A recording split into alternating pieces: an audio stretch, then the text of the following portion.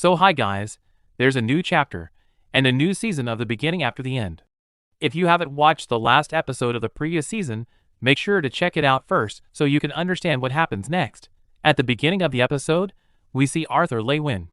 He looks intense and serious, staring ahead while thinking about Sylvie, who has been possessed by a grown Vritra, the ruler of Alacria. On the other side, Sylvie stands with completely red eyes and a faint smirk, clearly under Agrona's control. Realizing the situation, Arthur quickly raises his hand, gathering air from outside before sealing the door with his magic. Despite his actions, he looks visibly tense as he asks, "What happened to Sylvie? Is she okay?" Agrona responds calmly, "Oh Sylvie, that's a nice name. Don't worry, I'm only using a harmless spell to communicate with you. Nothing will happen to her. She's just sleeping." Hearing this, Arthur uses his magic again to arrange chairs so they can sit and talk. Agrona notices this and says, "Well, it's nice to communicate with you, especially since you're not trying to kill me."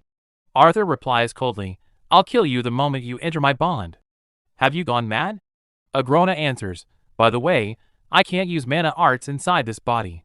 Then, with a more serious expression, he continues, "Let's talk about something more important."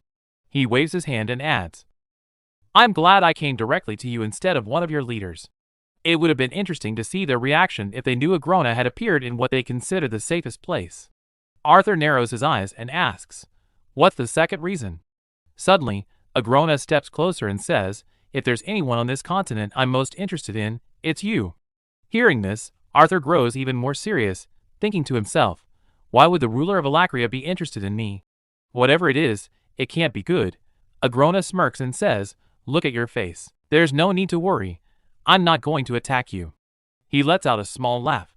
"This is just a test, and in this form, I can't really do anything anyway." Arthur responds cautiously, "You're a very strange person." Agrona laughs. "Strange? What were you expecting? A cave king trying to conquer the world?" Arthur replies, "Something like that." Agrona continues, "Well, you're not entirely wrong. But I still want to be seen well by my people. I've spent generations in Alacria, watching their morals change. Public executions used to be normal, but now people find them horrifying. It's fascinating how perspectives shift over time. That's why my people now treat the lessers like you." Hearing this, Arthur responds angrily, "So what do you consider right and wrong? You killed millions and destroyed countless lives. That doesn't sound very noble coming from you." Agrona chuckles. "And you say that while displaying my dear Jarrett's frozen body like a trophy? I don't think you're in a position to judge." Arthur pauses, briefly wondering if there's any truth in Agrona's words. Then he says, "Even so, Alacria isn't completely a wasteland. The lessers there are treated like slaves." Agrona replies, "Do you really think I don't care about the lessers?" Arthur responds, "According to the Azuras, you conduct cruel experiments on them. You breed with them and perform countless tests. That's why you were expelled." Agrona smiles slightly. "Do you know what the best kind of lie is? A half-truth." He glances to the side, as if noticing something, and continues, "Did they really never tell you why I was expelled?" Arthur asks, "Isn't it because you wanted to build an army capable of killing the other Azuras?" Agrona pulls out a horn from beneath his cloak and replies, "So that's all they told you?" He tosses it casually and adds, "Do you really think I just woke up one day and decided to slaughter my own kind?" Arthur answers firmly, "No matter what reason you give, it doesn't matter. What you're doing can never be justified." Agrona sighs, slightly disappointed. "I expected as much.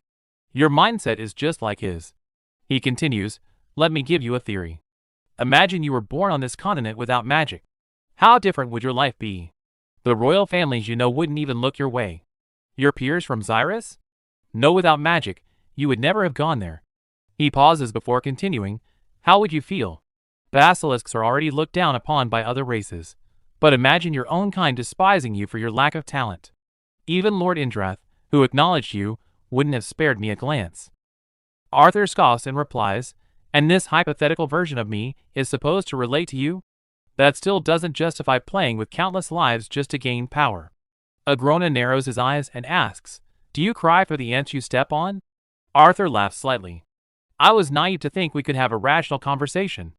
Agrona waves his hand dismissively and says, Everything I achieved through those experiments has benefited the leaders of Alacria. They worship me, not out of fear, but out of reverence. To them, I am their savior. Arthur asks, did you erase their memories? The memories of you killing and torturing their ancestors? Or something like that? Agrona Vritra turns to the side and replies calmly, I'm sure those test subjects were grateful that I made use of them. It is their heirs, their future generations, who will reap the rewards of their sacrifices. Hearing this, Arthur Lewin thinks to himself, this egotistical maniac. He truly believes what he's doing is right. Arthur then asks, what exactly have you accomplished that could possibly justify experimenting on the people of Alacria? Agrona, while casually touching a nearby piece of art, replies Arthur. In Decathlon, the ratio of mages to non-mages is 1 to 100. He then turns toward Arthur and continues, what do you suppose the ratio is in Alacria? He pauses before answering, it's 1 in 5. Hearing this, Arthur is stunned, his eyes widening in shock. 1 in 5.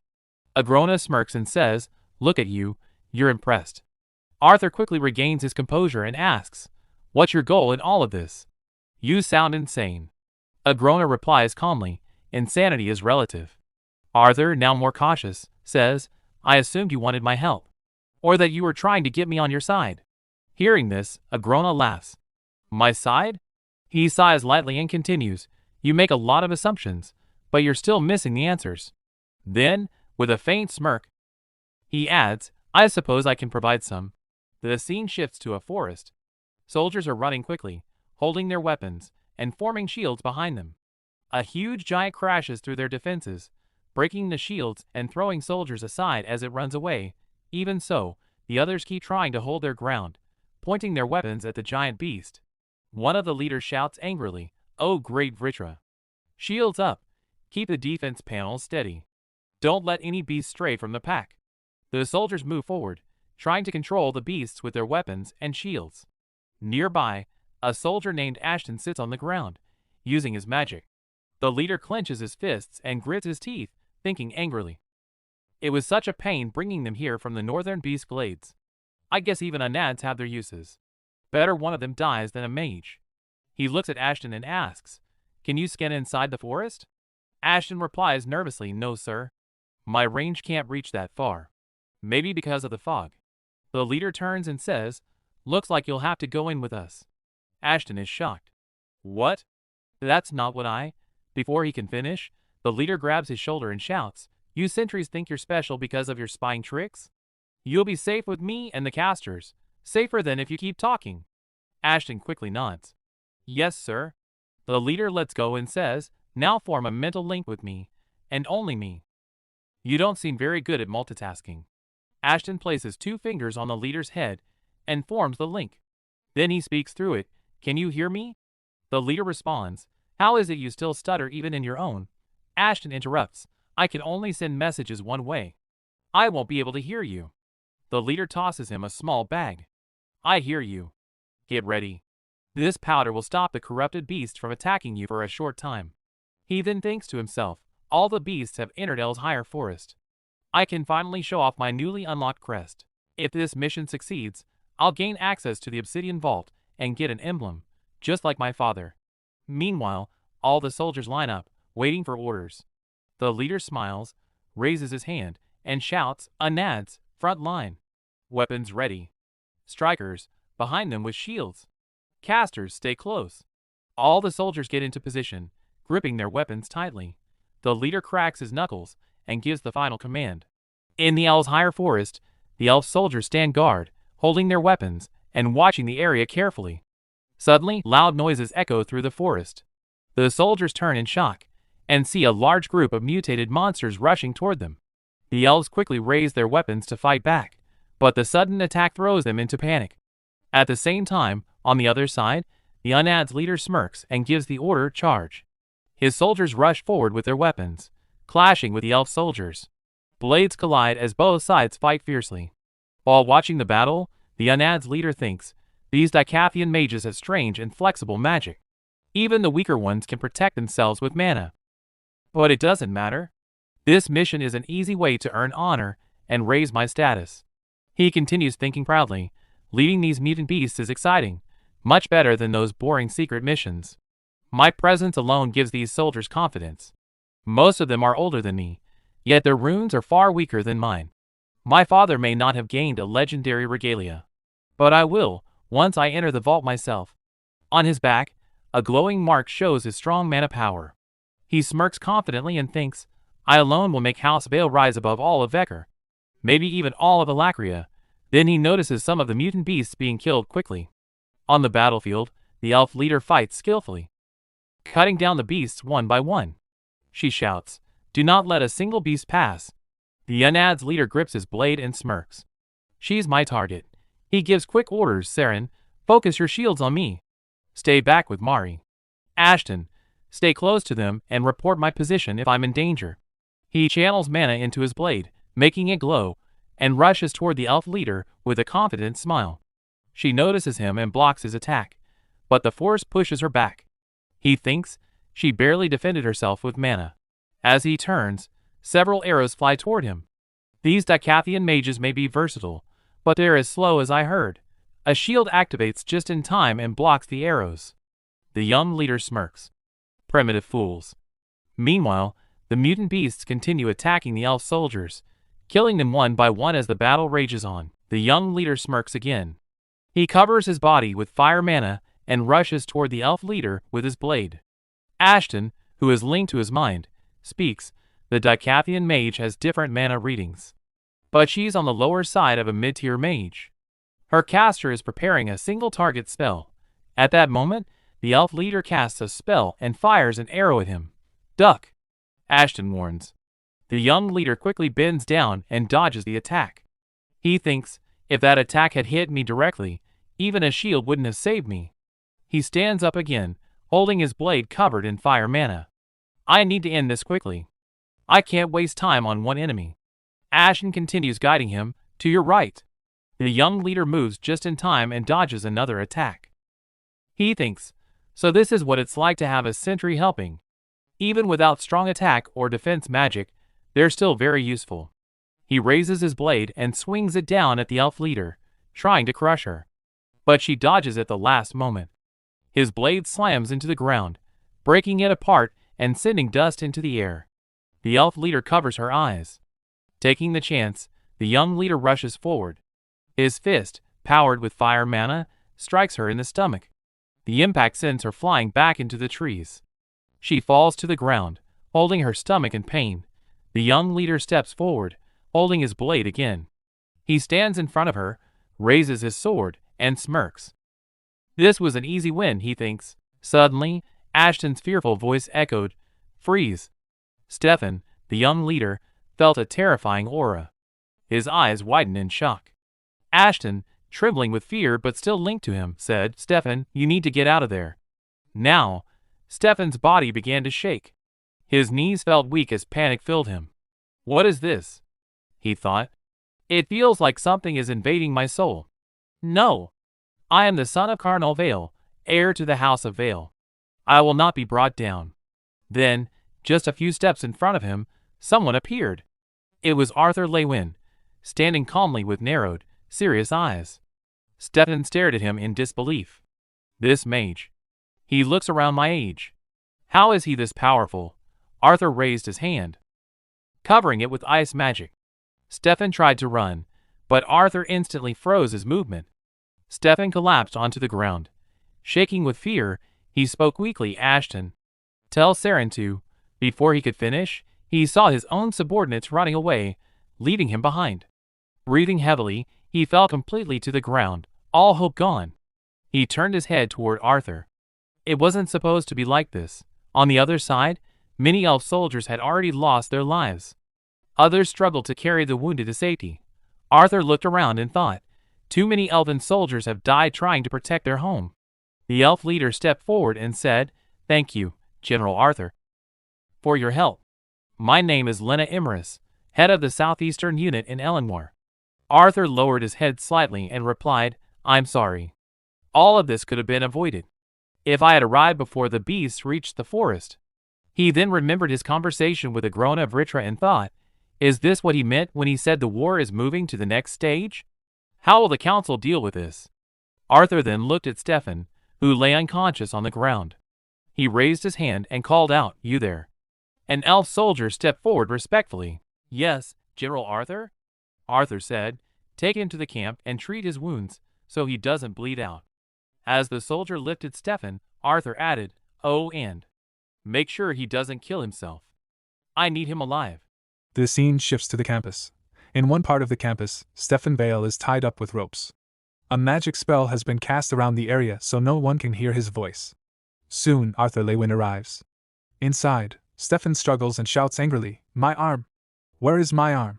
Someone answer me right now!" Arthur enters and silently observes him for a moment. Stefan continues shouting, "If you primitive beasts know what's good for you, you'll untie me. I am of the Vale bloodline, a distinguished family." Before he can finish, Arthur slaps him to shut him up. Stefan lets out a small laugh, shocked. "You slapped me? What's your name?"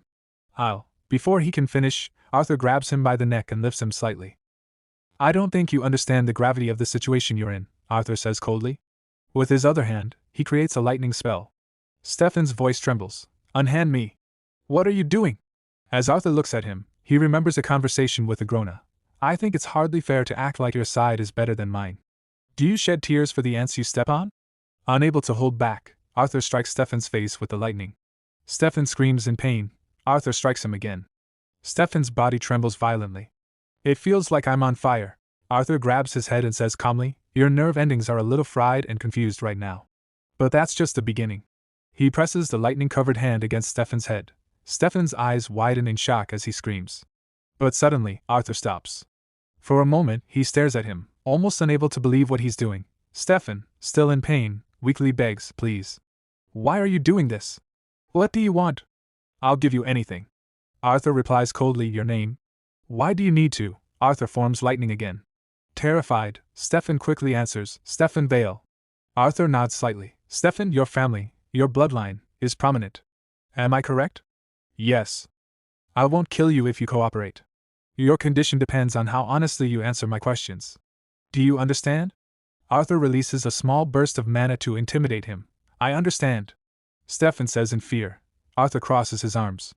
"Good. List all the members of the Vale house and your relationship to them." Stefan replies, "Lucia Vale, my sister. Izora Vale, my mother. Colonel Vale, my father." Hearing the name Colonel Vale, Arthur recalls it from Yuto's memories. Arthur continues, "What is the awakening process?" "It's a ceremony that unlocks a child's first mark, allowing them to become a mage." Arthur places his hand on his chin. "What's the difference between a mark and a crest?" Stefan hesitates, wondering how Arthur already knows this. "A crest is stronger. It grants a deeper understanding of a specific type of magic." Arthur thinks carefully. "Is a crest the highest level?" "No. After crests come emblems, and then regalias." Arthur's eyes grow colder. "How strong are regalia users compared to retainers?" I don't know. The strongest mage in my family is only an emblem holder." "I swear on the name of Vritra." Arthur sighs. "They treat the Vritra like gods." He asks again, "Do you know how many emblem and regalia holders are currently in Daikathan?" "My commander is an emblem holder, but he answers to a regalia holder." "I don't know the exact numbers." Arthur realizes Stefan is too low-ranking to be very useful. But Stefan quickly adds, "I do know something else. This wasn't the only attack on the forest. Several other troops are heading north right now." Arthur turns and begins to walk away. Stefan pleads desperately, "That's valuable information, right? Please let me go. You promised." "I answered all your questions truthfully." Arthur walks outside, seeing wounded soldiers and dead bodies. Without looking back, he says coldly, "I told you. I wouldn't kill you." Then, with a slight smirk, he adds, "Elven soldiers. Do whatever you want with him." The scene shifts to the forest. Arthur walks alone. He recalls Agrona saying, "I advise you to make a choice soon. We are moving to the next stage of this war, and it won't benefit your side." The thought troubles Arthur. He sits down beside a tree. Should I have told the council about Agrona? He wonders. No one knows about this threat. Except me and Sylvie. He takes out a water bag from his storage and drinks. She only knows because it's getting harder to hide my thoughts from her, he thinks. I hope Sylvie is adjusting to her new body and abilities. He clenches his fist. I have better control over my dragon's will now that I've reached the white core stage. He places his hand on his head, worried. It's a good thing I left her at the castle. Again, Agrona's words echo in his mind. I'm sure those test subjects were grateful. Winsam, Alder, and the rest of the Azuras have abandoned you and Daikathan. Suddenly, his memories shift. He sees his past life as Gray. Gray is tied tightly to a chair. A voice calls out, "Can you hear me?" Gray struggles to free himself, slowly opening his eyes. "Who are you?" A figure in the shadows spoke. "What is the last thing you remember?" Gray thought for a moment and replied, "I just won the tournament." The figure asked again, "What else?" Gray answered, "I accepted an offer to be mentored by a powerful person." The figure stepped forward, revealing a man with a mark on his face standing in front of Gray. Another man beside him asked, "What is the name of the woman? And what is the nature of your relationship?" Gray thought carefully. If they already know it was a woman, they're only looking for confirmation. He replied, "I know her as Lady Vera. I just met her." The man with the mark pointed at Gray and shouted, "Lies." The other man held him back and calmly asked, "What happened after you won the tournament, Gray?" Gray answered nervously, "I was heading back to my dorm room." Suddenly, the marked man grabbed Gray by the neck and shouted again, "Lies." He lifted Gray along with the chair and said coldly, "It would be wise to tell us which organization sent you to protect the legacy." Gray trembled, unable to scream. Tears filled his eyes as he thought, what are they talking about? Organization? Legacy? The man threw him down, and Gray cried out in pain. The other man turned to his partner and said, "Strip him. I'll get the white phosphorus." After removing Gray's clothes, the man held 2 small containers and said, "I believe you have information we need. Fortunately for you, we need you alive. For now." Gray thought weakly, how long was I unconscious?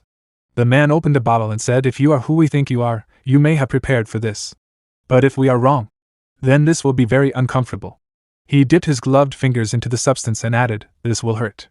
Gray panicked. "What are you talking about?" The man pressed it onto Gray's chest. Gray's voice shook. "Wait. What are you doing? Please." Moments later, the man ignited it. Gray screamed in pain, his body shaking uncontrollably. Again, the man repeated it. "Don't do this," Gray begged. But the burning continued, and Gray screamed even louder. It became hard to track time, Gray thought. They would hurt me, then stop, giving me false hope. Only to start again. Before they could continue, Gray cried out, "I'll tell you anything. Everything. Just stop." The man nodded. "That's better." He held the containers in his hands and said, "Now, I'll tell you a story. And you'll fill in the gaps if you want to avoid more pain." He continued, "Your name is Gray.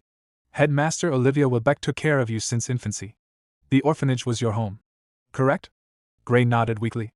The man leaned closer. "Which military institution trained you to become the legacy's protector?" Gray replied, "I've only completed my 2nd year at Cyrus Academy. I've had no prior training." The man clenched his teeth in anger. "So you're saying you defeated skilled fighters without training?" "I had help from my friends. But why would Wilbeck," the man interrupted angrily, "allow the legacy to walk around publicly with ordinary children?" Gray looked at him in confusion. "What is this legacy you keep talking about? I've never heard of it." The man's eyes widened. He stepped closer and said coldly, "There are only 2 things I want to know, Gray. Which organization sent you? And how much is the country of Trident involved in publicly announcing Lady Vera as your mentor?" He pressed the substance against Gray's cheek. Gray, terrified, whispered, "Please." The man lit a flame and brought it closer. "I don't know," Gray cried, sweat running down his face.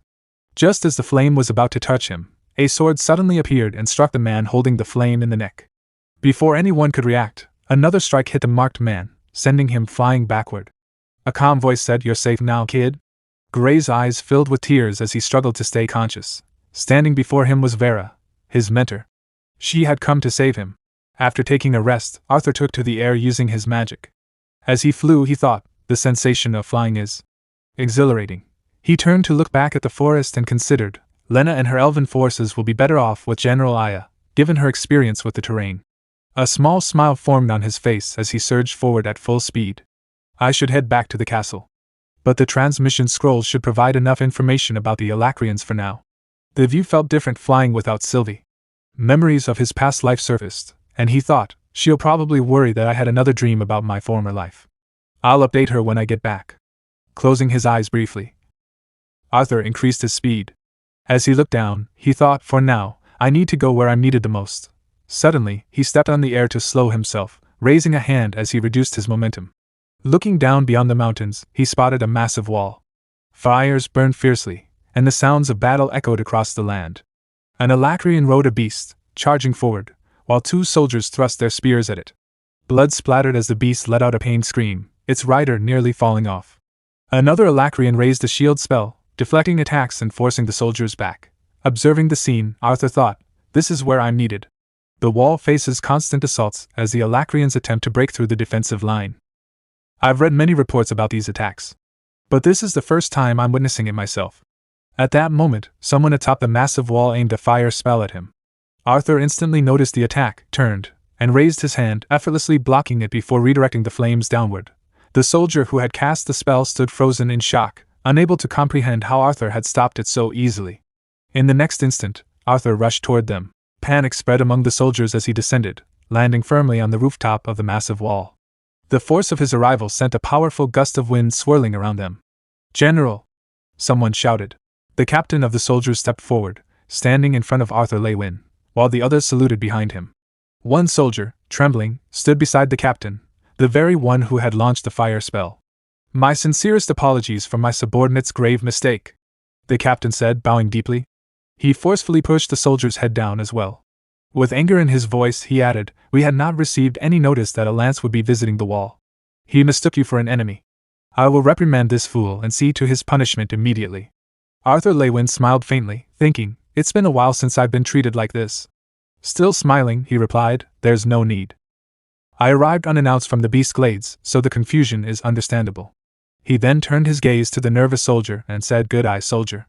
But next time you encounter an unidentified threat, report it to your superiors immediately.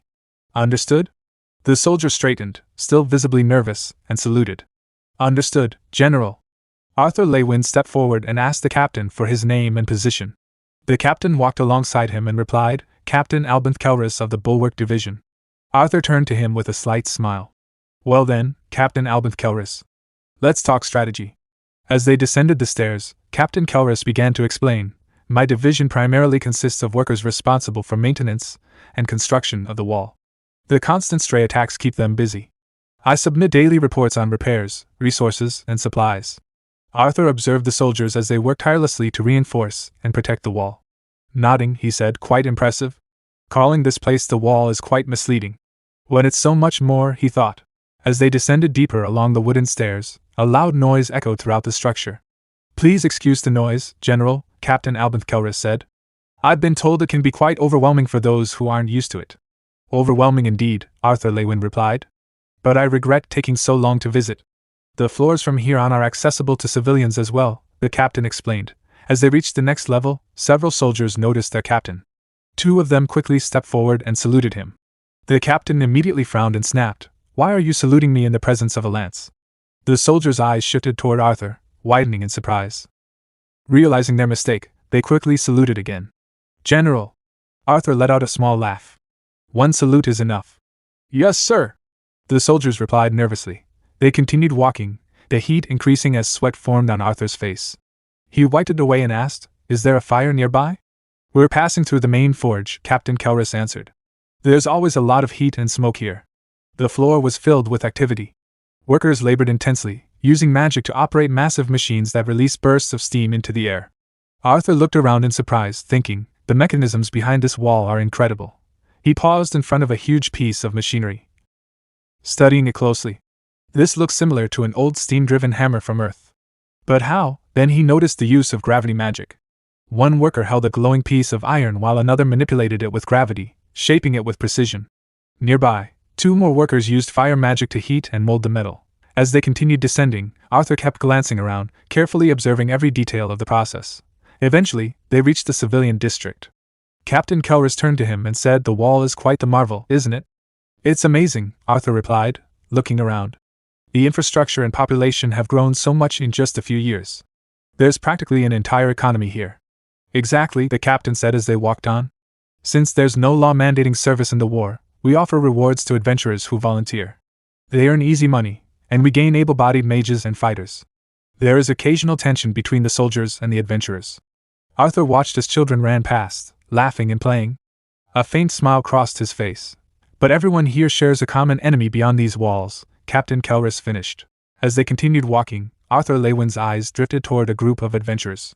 One of them, holding a sword, spoke to a nearby merchant. "Would this really stand a chance against a mutant?" the adventurer asked skeptically. The merchant let out a laugh. "Would any of us?" he replied before adding, "I'm just kidding, Of course it can. I'll pass, but thanks, the adventurer said, shaking his head. On the other side, another merchant approached Arthur, offering him a pair of boots at a discounted price. Arthur simply waved his hand, indicating he didn't need them. He then glanced back at Captain Albert Kelris and asked, "Are the merchants here because of the adventurers?" "Yes, sir," the captain replied. "They're restricted from operating on the main supply route, so they set up shop here instead." As they moved down to a lower floor, Captain Kelris continued, "Even though the taxes here are quite high, they still come in droves. Without them, we'd have to worry about supplying food, clothing, weapons, and even entertainment for thousands of mercenaries." Arthur listened as they walked. "We pay the adventurers," the captain went on. "The adventurers spend their earnings with the merchants, and we collect taxes from the merchants to fund the adventurers. It keeps everything balanced." As they passed by food stalls, the smell caught Arthur's attention, and his stomach growled softly. He felt slightly embarrassed but kept walking.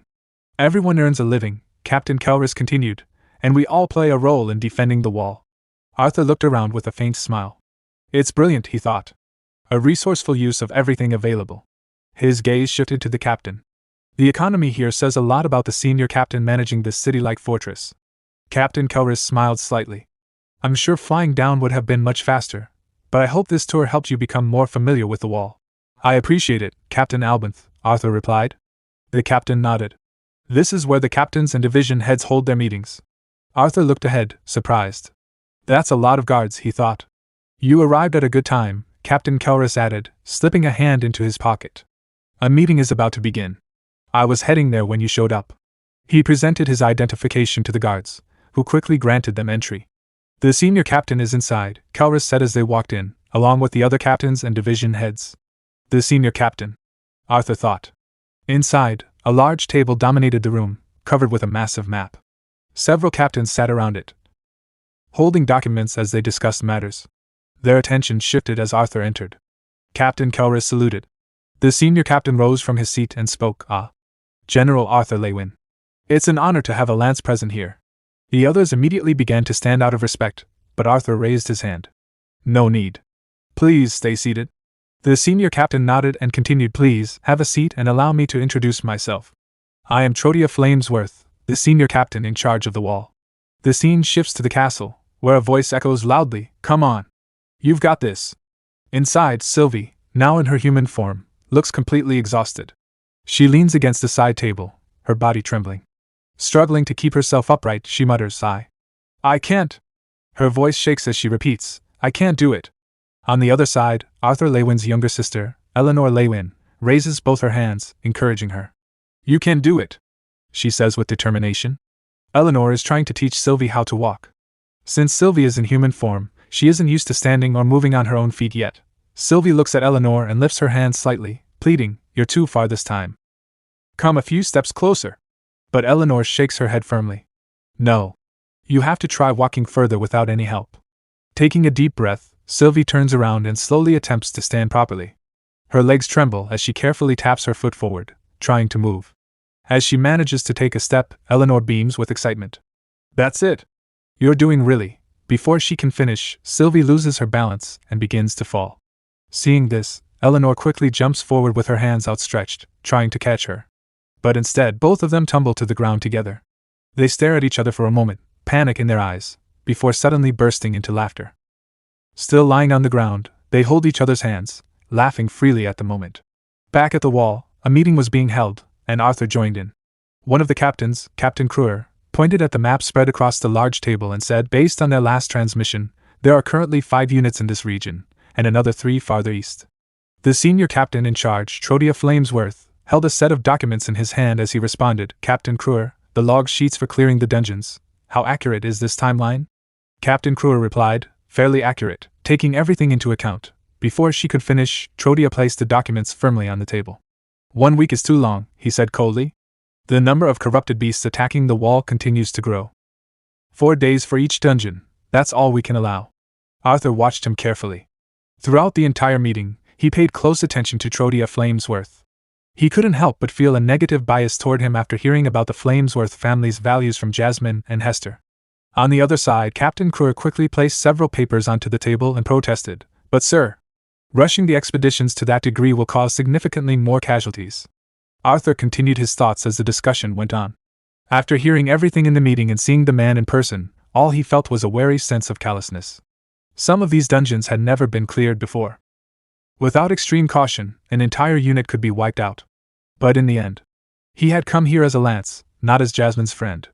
Trodia Flamesworth waved his hand and replied firmly, "The wall is the last line of defense on the eastern border, and our numbers are already limited. If a soldier from your unit dies out in the Beast Glades, that soldier's family isn't in danger."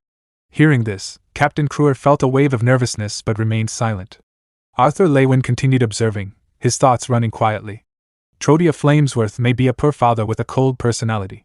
Trodia continued speaking, his tone unwavering. However, if the number of beasts from uncleared dungeons overwhelms the wall because your unit is too busy exercising extreme caution in one dungeon, many more lives will be lost here. And those monsters, and the Alacrians controlling them, will move on unimpeded to the nearby towns. Captain Kruer nodded, understanding the situation. Trodia looked at her coldly. 4 days. That is an order, Captain Kruer. Arthur glanced at him again, thinking, but his leadership is solid. Then Trodia turned to another officer. Captain Albert Kelris, what is the progress on the new routes for our Trailblazer division? Arthur's eyes shifted slightly. That's Tesh's division, he thought. Captain Albert Kelris raised his hand and replied, "We've just finished securing the 4th tunnel." He stood up and pointed at the map. It's the longest one yet, and the entrance is hidden in a small crevice along a riverbank. A team of Earth mages is still reinforcing the tunnel, but it should be accessible to Captain Kruer's unit within the week. Trodia responded without hesitation, "Pull back a fourth of the workers and have them work at night instead. We were forced to flood another route just last week because its location had been compromised. Securing more underground routes is a priority." He then turned back to Captain Kruer. "Are there any updates on locating new teleportation gates?" Captain Kruer replied, "We've only allocated a single unit to scouting for gates. I'll need more time." Arthur spoke up, slightly puzzled. "Teleportation gates?" Trodia gestured lightly and explained, "Yes. The attacks on the wall are constant, and we send new troops every day. Right now, the best way for our soldiers to access the Beast Glades is through our underground channels. But those tunnels are often unstable, and traveling on foot is slow and dangerous." He continued, "However, with the train currently being built to connect the wall to Black End City, we will soon have easier access to the city's teleportation gate. If we are able to locate any gates hidden within the Beast Glades, we can connect them to the city gate. That way, we can move troops without hours of marching through unstable tunnels." Arthur asked, "How are you certain that there are any teleportation gates in the Beast Glades?" Trodia replied calmly, "We're not. Which is why we're only expending a limited amount of resources on the search." Arthur Lewin looked at the documents and thought, teleportation gates, along with the floating castle and Xyrus City, are relics left behind by the mages of old. These archaic stone arches are engraved with indecipherable runes. Yet entire cities have been built around them. Modern artificers have learned how to connect teleportation gates and change their destinations.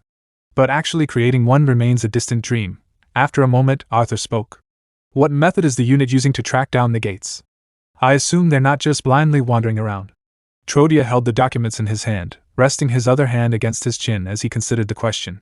"I prefer not to waste even the smallest amount of resources," he said. He then placed the documents on the table and tapped them lightly. The gates constantly emit faint fluctuations of mana particles. Since these fluctuations occur across the entire spectrum of elements, the gates blend into the environment, making them difficult to detect. Arthur frowned slightly as he processed this. Then it would be similar to tracking mana fluctuations, like when I had to find Darv. Searching for deviations in ambient mana using Realm Heart was already difficult. But detecting fluctuations across all elements, while flying blindly over the entire Beast Glades. He took a deep breath. It would be a waste of time, especially since there might not even be any gates. "I understand," Arthur said calmly. Trodia nodded. "My apologies for having you sit through this meeting, Lance Arthur. We'll wrap it up shortly." Arthur shook his head slightly. "Actually, before you end the meeting, I would like to share what I've learned about the enemy forces." The scene shifts to the civilian area. People chatter among themselves, trying to appear cheerful, but beneath their smiles, they hide their fear. Arthur observes them quietly. According to the reports, many families reside within the wall's small makeshift city, mostly the families of soldiers, merchants, and others like them. Living here, right on the doorstep of battle, drives people to seek whatever comforts they can afford. Suddenly, the sound of an explosion echoes through the air. The wall is under attack again. Arthur's attention immediately snaps toward the sound. Around him, the civilians also look up, their expressions tense as the distant rumble reaches them. Nearby, a merchant waves his hand, trying to keep business going despite the situation. Your shoes look a bit thin for someone in these parts. Might I interest you in a pair of fine leather boots for your poor feet? Arthur glances around. If you look closely, you can see it, the subtle tension hidden beneath the surface. It's in the laborer's quick steps and downcast eyes. In the short, nervous exchanges between merchants and adventurers. Everyone is pretending not to be afraid. He picks up a pair of leather boots, still deep in thought. These people understand the threat of the Alacrians better than anyone. His mind drifts back to the earlier meeting. Trodia had smiled faintly and said, "Intriguing. General, you say that the Alacrian mages have a very limited and specialized form of magic manifestation. But what is stopping a striker from forming their mana into a protective shield?" Captain Kruer had added, as Senior Captain Flamesworth said, "I can't pass this information to my troops without certainty. They could be injured or killed if a striker suddenly launches a ranged spell or conjures a mana blade as a shield." Arthur had replied calmly, "You don't need complete certainty. Inform only the unit leaders and have them observe." Then, looking directly at Trodia, he had continued, "Our enemies use magic very differently from us. But different doesn't mean better. Study their abilities and exploit their flaws. The Council will be expecting reports based on observations of the enemy's limitations." Back in the present, Arthur sits while eating some barbecue, lost in thought. Even after learning about marks, crests, emblems, and regalias, I can tell they're still hesitant to believe the Alacrians are truly that different. Hopefully, this information will still give us an edge in the battles ahead. Suddenly, the sound of steady footsteps approaches. A troop of soldiers marches past, holding their spears as they head out. The merchant glances at them and says, "There goes the Southern Evening Patrol." An adventurer sitting nearby scoffs. "A waste of resources, if you asked me. They should send all the soldiers toward the glades." The merchant replies, "They probably want to ensure safety after what happened last week." The adventurer waves his hand dismissively. Losing a few supply carts won't matter if the Alacrians manage to break through the front lines. Arthur listens to their conversation, then looks ahead as he begins to walk forward. Focusing all your forces in one place is a sure way to lose a war. He exhales quietly. Well, time to get back to work. With renewed determination, Arthur steps forward. The scene shifts to the outside of the wall.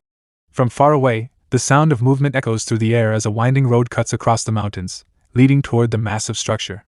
Along that road, 4 carriages move steadily forward, carrying vital supplies. Everyone remains alert, focused on ensuring the cargo reaches its destination safely. One of the carriages is driven by Arthur Leywin's father, Reynolds Leywin. Narrowing his eyes at the distant structure, he says, "The wall is in sight." A cold wind sweeps across the path as the twin horns accompany them, guarding the supplies with vigilance. Inside another carriage, Arthur Leywin's mother, Alice Leywin, sits alongside Jasmine, one of the twin horns. Both remain tense but determined, committed to their duty of safely delivering the supplies to the wall. Suddenly, one of the creatures pulling a carriage lets out a loud, panic scream. Hearing it, Reynolds' gaze snaps toward the source. His expression shifts to shock as he quickly grabs the reins, trying to steady the frightened beast. "Stay alert! Something," he shouts, but before he can finish, a burst of fire erupts behind them. Reynolds grits his teeth, his mind racing. Another ambush? One of the carriages is set ablaze, and the creatures pulling it shriek in agony, terrified by the flames. At the same time, Jasmine and the twin horns take their positions, raising their bows and preparing to counterattack. The fire spreads chaos among the convoy. The panicked creatures struggle wildly against their restraints. Despite Reynolds' efforts to calm them, they refuse to settle. With a violent jerk, one of the creatures breaks free and bolts down the road, dragging the carriage out of formation. Angela Rose dropped to one knee, quickly locating the source of the ambush. Raising his staff, he cast a spell and pointed ahead. "Over there!" A wave of magic shot forward, striking an Alacrian soldier, only for the enemy to raise a barrier and block the attack. At the same time, Alice Leywin and Jasmine leapt out of their carriage. Jasmine gripped her daggers and rushed forward without hesitation. Behind her, Helen Shard drew her bow and began firing arrows in rapid succession. One of the carriages lost its balance amid the chaos, tipping over as 2 men were thrown to the ground. Angela lifted his staff again, conjuring multiple spells into the air. "Give us cover!" he shouted. Nearby, Reynolds Leywin clenched his teeth, scanning the area. "Where are they hiding?" Durden Walker quickly reacted, casting a defensive spell that formed a barrier around the carriages and his teammates. Others scrambled to steady the remaining carriages while searching for the hidden attackers. Stepping into the center of the barrier, Reynolds raised his voice. "Get ready to fight. Don't let them damage the supplies." Helen glanced at Durden, noticing his panic. Durden, stay on defense. Give Angela and me a clear view. Nodding, Durden used his earth magic to raise 2 large stone platforms from the ground, lifting Angela and Helen upward. From their elevated positions, they gained a better view of the battlefield. Meanwhile, Jasmine charged toward an Alacrian hiding in the distance. The enemy hurled flames at her, but she reacted instantly, throwing both of her daggers. The blades cut through the fire and flew straight toward him. He quickly raised a barrier, deflecting the attack, but in that instant, an arrow pierced his neck. The Alacrian staggered in shock. It was Helen, who had taken the shot from above. Suddenly, another Alacrian appeared, riding a massive flying creature as he descended toward Helen, weapon raised to strike. Behind you! Angela shouted, immediately casting another spell. He hurled a large rock with his magic, striking the creature midair. It's coming down! He yelled. The beast let out a cry as blood splattered from the impact, losing control. Its rider jumped free to save himself. As he landed, he unleashed a barrage of small ice shards, but Helen's next arrow cut through the air and narrowly missed him. Reynolds, stop him! Helen shouted. The ice shards flew toward one of the Twin Horns members, but before they could hit, Reynolds leapt forward, summoning flames to intercept and shatter the attack. Without hesitation, he followed up with a powerful punch aimed at the Alacrian. But just before the blow could land, the enemy conjured another wave of ice, swinging it forward. The sharp shards slashed across Reynolds' arm. He gritted his teeth in pain as blood seeped from the wound. Move aside, the Alacrian sneered. Clutching his injured arm, Reynolds stood his ground, unwavering. Never. From above, Helen Shard fired a volley of arrows at the Alacrian. The enemy reacted quickly, raising a barrier that blocked every shot. At the same time, a wave of magic from Angela Rose surged toward him from another direction, but once again, the Alacrian reinforced his barrier and stopped the attack. Then, suddenly, his attention snapped elsewhere. Without warning, the barriers surrounding him shattered, leaving him confused and exposed. Still gripping his ice dagger, he turned toward the disturbance, only to realize too late what was happening. Seizing the opportunity, Reynolds Lewin charged forward, his fist engulfed in flames. In a single decisive strike, his blazing punch slammed into the Alacrian's chest, burning straight through it. The enemy collapsed to the ground, defeated. Reynolds and the members of the Twin Horns remained standing, breathing heavily from the battle. Moments later, a figure appeared in front of them.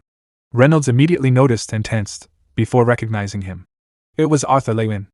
Arthur stood calmly, holding a captured Alacrian by the collar. I left this one alive for questioning, he said, tossing the prisoner down beside the supply beasts. We'll send soldiers to collect that creature as well for research. Everyone stared at him in surprise. Arthur looked around, slightly uneasy. What? Reynolds suddenly grabbed Arthur by the shoulder, laughing as he held on tightly. I don't think I'll ever forget that you're a lance now. The others joined in with laughter. Arthur scratched the back of his head, smiling awkwardly. Soon after, the convoy resumed its journey and finally arrived at the wall. The carriages passed through the gates, the supplies safely delivered as soldiers moved in to secure everything. Arthur stood to the side, watching as the supplies were handed over. That was my first time seeing the Twin Horns fight in years, he thought. They know exactly how to play to each other's strengths and cover each other's weaknesses. It's clear they've built that through years of experience and shared battles. His expression softened slightly. But how many more battles can they endure before the war takes its toll on them? A gentle hand tapped his shoulder, pulling him from his thoughts. He turned to see his mother, Alice Lewin, looking at him calmly. As they walked together toward the mess hall, Reynolds spoke up, glancing at Arthur with curiosity. I can't even sense your core anymore, Arthur. How strong have you gotten? Arthur smiled. I reached the white core not too long ago. Reynolds burst into laughter, clearly proud. Did you hear that? He said to the others. Alice gestured for the Twin Horns to sit with him, waving her hand warmly. Reynolds then leaned forward, pressing his forehead lightly against Arthur's, smiling. My boy. Arthur couldn't help but smile back, feeling a quiet sense of happiness. Watching them laugh together, Arthur felt a quiet warmth in his chest. Even though I knew my parents handled deliveries to and from the wall, I never expected to run into them here. It felt almost like luck, being able to share a meal with the Twin Horns again. As they ate, Reynolds looked at Arthur and said, We send your sister messages every time we return to Black End. Arthur paused mid-drink, surprised. Really? Ellie never told me about that. Reynolds chuckled. Your sister's going through a rebellious phase. Alice smiled softly and added, Most of the time, she just replies with I'm okay or I'm alive. Her expression turned slightly worried. Is she eating well? Making friends? Arthur set his cup down. If you're that concerned, why not visit the castle? I'm sure that's what Ellie really wants. Helen, overhearing them, spoke up while taking a sip of her drink. Security around the castle has tightened recently. Only high-ranking officials can use the teleportation gates, and even then, only for official business. Arthur turned to his parents with a small smile. I can take you myself. We can go to Black Bend together, and then head to the castle. Alice gently shook her head. We don't want to trouble you. Besides, a new underground transportation route is being built. She placed her hand over Arthur's. Once it's finished, we'll be able to visit you and Ellie much more often. Arthur quickly covered her hand with his own, his expression tightening with concern. But I've heard reports that the journey from Black Bend is becoming more dangerous. Just look at the battle you fought today. Reynolds frowned slightly. What about that battle? No one was seriously injured. Those Alacrians barely touched me. Arthur met his gaze, his voice firm. This time. But what about the next? Last time, Jasmine and Durden were unconscious. He pressed a hand against his chest. Ellie worries about you. I worry about you. Silence settled heavily over the table. The twin horns shifted uncomfortably, unsure how to respond. Angela suddenly stood up, forcing a nervous smile. Oh, right. We never took our belongings out of the carriage. Helen quickly caught on. Ah, you're right. We'd better grab them before anything gets stolen. They began to leave, gesturing for the others to follow. Durden and Jasmine stood as well, with Durden awkwardly adding, I wonder where our waiter went. Soon they were gone, leaving Arthur alone with his parents. Alice looked at him gently. Arthur, our responsibilities here may not be on the same scale as yours as a lance, but we're still doing our part in this war. We're fighting to end it. Just like you. Arthur shook his head. You're putting yourselves in danger. Everyone is in danger while Dicathan is at war, Alice replied calmly. Even you, Arthur. Yes, but I can handle it. Arthur snapped. Reynolds' expression hardened. Do you realize how hypocritical that sounds? He said sharply. So it's fine for you to risk your life, as long as Ellie, your mother, and I stay locked away somewhere safe? Abandoning our responsibility to our kingdom? Arthur's anger flared. I'm fighting this war to protect you. What if something happens to you or Mom while I'm away on a mission? His voice tightened. Even Ellie. The reason she's training so hard is because she wants to join you. What if she dies too, like Adam? That's enough. Reynolds snapped, clenching his teeth. He took a breath, his voice firm but heavy. Keeping my family safe is my priority. But I also want my family to live happily. That's why we're doing this. He looked directly at Arthur, his eyes filled with conviction. Dicathan may not be your only home. But it's ours. And if that means dying so Ellie can live in a better future, then so be it. Alice lowered her head quietly. Then, without another word, she stood and left with Reynolds. Arthur remained where he was, his hand trembling with anger. In a sudden burst of emotion, he slammed his fist into the table, cracking it. A moment later, he shot to his feet and launched himself into the air, flying off in the direction his parents had gone. The pressure from his sudden surge of power caused nearby objects to shatter as he sped forward. Arthur Lewin sat sadly on top of a mountain cliff, thinking about his recent conversation with his parents. The cliff was so high that even the massive wall in front of him looked small. A cool wind flowed around the area, adding to the quiet mood. As Arthur focused on his thoughts, a hand suddenly grabbed the edge of the cliff below him. Startled, he froze for a moment. Then the figure climbed up. It was Jasmine. You should have some respect for those who can't fly, she said, jumping up and sitting beside him. Looking at him, she added, so this is where you ran off to last night? We've been looking for you all day. When we returned to the inn, the owner was worried about the mess you left. Arthur rubbed his cheek nervously. Sorry about that. I'll send a gift to make up for it. But how did you find me? Jasmine breathed into her hands to warm them. Don't underestimate your mentor. Arthur smiled slightly. I never have. After a short pause, she asked, how long have you been at the wall? I just arrived yesterday, Arthur replied. He then lit a small flame in his hand using fire magic to warm her. Seeing this, Jasmine said softly, thank you. After a moment, she asked, did you get the chance to meet my father? Arthur added more fire to keep the air warm. I walked in during one of his meetings. Have you seen him? Jasmine shook her head. Not once, even after all my trips back and forth. She hesitated before continuing, I won't ask about what happened at the inn, but you should know that your parents really care about you and Ellie.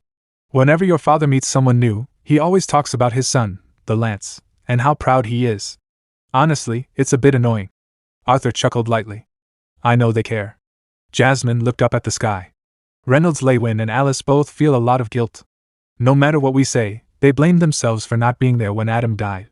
Arthur lowered his eyes, silently taking in her words. She continued, "You know what happened to your mother before you were born. After what happened to Lensa, she was deeply traumatized. It took her a long time before she could use magic for anything more than minor injuries." Arthur flicked a small rock off the cliff. "I know. That's why I thought they would stay at the castle until the war ended. But instead they threw themselves into the middle of it, traveling through dangerous lands, fighting off attacks." Before he could finish, Jasmine gently placed her hand over his and smiled. "What they're doing now is for you and Ellie, but also for themselves," she said. "They're trying to overcome their past mistakes and fears so they can become better parents." Arthur sighed softly. "I know. I've been selfish too. I think all of us just need time to adjust." Jasmine looked at him with a hint of sadness. Don't let your relationship with your parents turn out like mine with my family. There was a time when we could have fixed things, but I kept running away. And my father's pride kept him from reaching out." The wind continued to blow as the two sat quietly, lost in their thoughts. Arthur Lewin felt a sense of relief after hearing Jasmine's words. He looked at her and said, "Thanks, Jasmine." Jasmine quickly replied, "You better be thankful. My jaw is sore from all this talking." Despite her complaint, they continued talking, sharing stories. Some were light and funny, while others were heavy and serious. Arthur told her about his time with the Azuras, how he had defeated a Vritter retainer, and about Sylvie's human form. Hearing this, Jasmine was clearly surprised and shocked. In return, she shared stories about the adventures of the twin horns. They spent the entire night catching up. After a while, Jasmine stood up and stretched her arms. With a small smile, Arthur said, "Thank you for everything." Jasmine gently patted his head. Then, using her magic, she leapt off the cliff, leaving Arthur alone. Arthur looked up at the sky and let out a quiet sigh. After their conversation, he felt a little more at ease. The scene shifted to the castle, where many sounds echoed through the halls. Inside the kitchen, the elven chief was busy making a cake. As he carefully prepared one of the desserts, his eyes suddenly shifted. He had noticed something. It was Sylvie, peeking from the side, watching the cake with clear desire. After finally getting some food, Sylvie walked on her feet while eating. She thought to herself, "How does Arthur do this all the time? It's so tiring to use mana just to walk." Behind her, a maid watched her curiously. As Sylvie stepped forward, she heard a voice coming from a nearby room. "I think I'm ready." "No, I am ready." "Ah. Does that sound too desperate?" Hearing this, Sylvie quietly snuck inside. It was Eleanor Lewin, talking to her beast. Sylvie asked politely, "What are you doing?" Startled, Eleanor quickly waved her hands. "Nothing." Sylvie smiled and gently wiped her face with her hand. "We should head down. Arthur Lewin will be arriving soon." A few minutes later, Arthur Lewin arrived at the castle. Heavy rain was falling outside, leaving him completely drenched as he stepped in. He paused at the entrance, trying to shake off the water. The servants bowed their heads, welcoming him back. Sylvie and Eleanor Lewin, along with her beast Boo, were also there to greet him. As Arthur moved forward to hug his sister, Ellie noticed how wet he was and quickly stepped back. "Since you're completely soaked, can we skip the hug?" she said. Meanwhile, Sylvie was busy eating her food. Arthur ignored Ellie's protest, laughed, and pulled her into a hug anyway. "No way. I want the real thing. I just bathed," Ellie shouted, trying to push him away. Arthur continued hugging her, as she struggled. Then he looked at Sylvie and said with a smile, "I see my fearsome dragon is growing into a healthy young girl." Sylvie paused and asked through their bond, "Did something happen?" Arthur replied, "We'll talk about it later." He then released Ellie and raised his hand, using wind magic to drive both of them with a gentle gust. As they walked together, Ellie spoke excitedly, "I broke into the light red stage while you were gone. I've been training with Boo every day. Even Commander Virion praised me. He said I'm way ahead of other conjurers my age." Sylvie rode on Boo, quietly listening to their conversation. Ellie continued, "I might even be able to skip the mandatory soldier training." Arthur smiled, but his thoughts drifted. "She's getting bolder about joining the army. What would our parents say? I didn't get to talk to them again before I left. Maybe if they were here, Ellie wouldn't be so eager to fight." Noticing Arthur seemed distracted, Ellie spoke again with a smile. "You know, Princess Kathleen has been really helpful too. She's been sparring with me and helping me improve my mana control." Arthur quickly responded, "You know, I can teach you magic when I'm free. I was a professor at Cyrus Academy, after all." Ellie rubbed her cheek awkwardly. "For like a semester." Then she folded her arms and said calmly, "Thanks for the offer, but I think learning from you would just discourage me." Arthur frowned slightly. "What do you mean?" Ellie looked up at him. "I know we're only 4 years apart, but we still share the same blood. You're already a white core mage and a quadra elemental. If you tried to teach me, I'd just end up comparing myself to you. Arthur looked at her quietly, a bit saddened. Suddenly, Sylvie turned while riding Boo, laughed, and waved her hand. It's okay. Your brother's talent is considered an anomaly even among the Juras. Don't compare yourself to a freak like him. Arthur scratched his head awkwardly. Freak is a bit harsh, isn't it? Ellie laughed. No, I think freak describes you perfectly in this case. They all laughed together. After a while, Ellie and Boo said their goodbyes. Arthur and Sylvie waved back as they left. Nearby, a servant respectfully stepped forward and opened a door, guiding Arthur inside. As Arthur entered the room, his eyes widened in surprise for a moment. The old man sitting in the chair waved his hand and said, "Ho, if it isn't the young Lance." Arthur Lewin looked at him and smiled nervously. "I see the meetings have taken a toll on you." The old man yawned and stretched his arms. "I didn't even want to join this little club in the first place, but it couldn't be helped. My back hasn't been this sore since the days my mother used to whip me as a child." Arthur stepped forward with Sylvie. "Councilman. Councilwoman." Virion Erelith looked at him. "You've finally arrived." The Elven Queen and Princess welcomed Arthur back, while Queen Priscilla Glader said calmly, "You've come at a good time, General Arthur." Prince Curtis Glader, holding a stack of documents, added, "Yes, we were waiting for your return to continue discussing your report." Arthur glanced at Virion, confused. "Continue?" Virion smirked and tapped his finger, as if to say, "Did you really think you could avoid this meeting?" Arthur sighed inwardly. "That's why I sent a transmission scroll with all the necessary information." As Arthur and Sylvie took their seats, Virion spoke, "General Arthur, your report mentioned 2 separate but coordinated attacks near Elenwar. Is that correct?" Arthur nodded. "Yes, that is correct. I have nothing new to add." Prince Curtis spoke up, "Then let's get straight to the point. I believe we should keep our forces as they are and send reinforcements to the Elshire Forest only when necessary." The Elven Queen looked at him seriously. "Councilman Blaine, your suggestion implies that you do not consider Elven territory worth defending." Curtis frowned. "Don't twist my words, Councilwoman Muriel. This has been the enemy's only attempt to enter Elven territory. Compare that to the near-daily attacks on the wall. It should be obvious that protecting Sapin's borders takes priority." The Elven Prince responded firmly, "No one is saying that defending the Elshire Forest should take priority over Sapin. However, just as Elven soldiers are stationed at the wall to help protect Sapin, there should be a consistent defense along the forest borders as well." Queen Priscilla waved her hand dismissively. "The Elshire Forest itself is a natural defense. Its mana-laden fog has deterred outsiders for generations. The attacks from yesterday would have failed eventually, even if those units had been left alone." The Elven Queen clenched her fists in anger. Across the table, the old Earth Mage tapped his fingers silently. Priscilla continued, "The Alacrians and beasts would have gotten lost and starved long before reaching any of Elenwar's cities, even those near the borders." Suddenly, the Elven Prince shouted, "The forest is still part of the kingdom of Elenwar. There are tribes living outside the main cities. By your logic, we might as well abandon the wall in Sapin and sacrifice the border cities to reduce the land we need to protect." Prince Curtis snapped back, "That is not a fair comparison. If Sapin were to fall, even its outermost cities, the Alacrians could march straight into the heart of your lands as well." The Elven Queen narrowed her eyes. "Watch your tone, Councilman. You speak as if the elves owe you something, yet we have sent many mages to help defend against the Alacrians. If even a fraction of those forces were assigned to guard our forest, this meeting would not be necessary."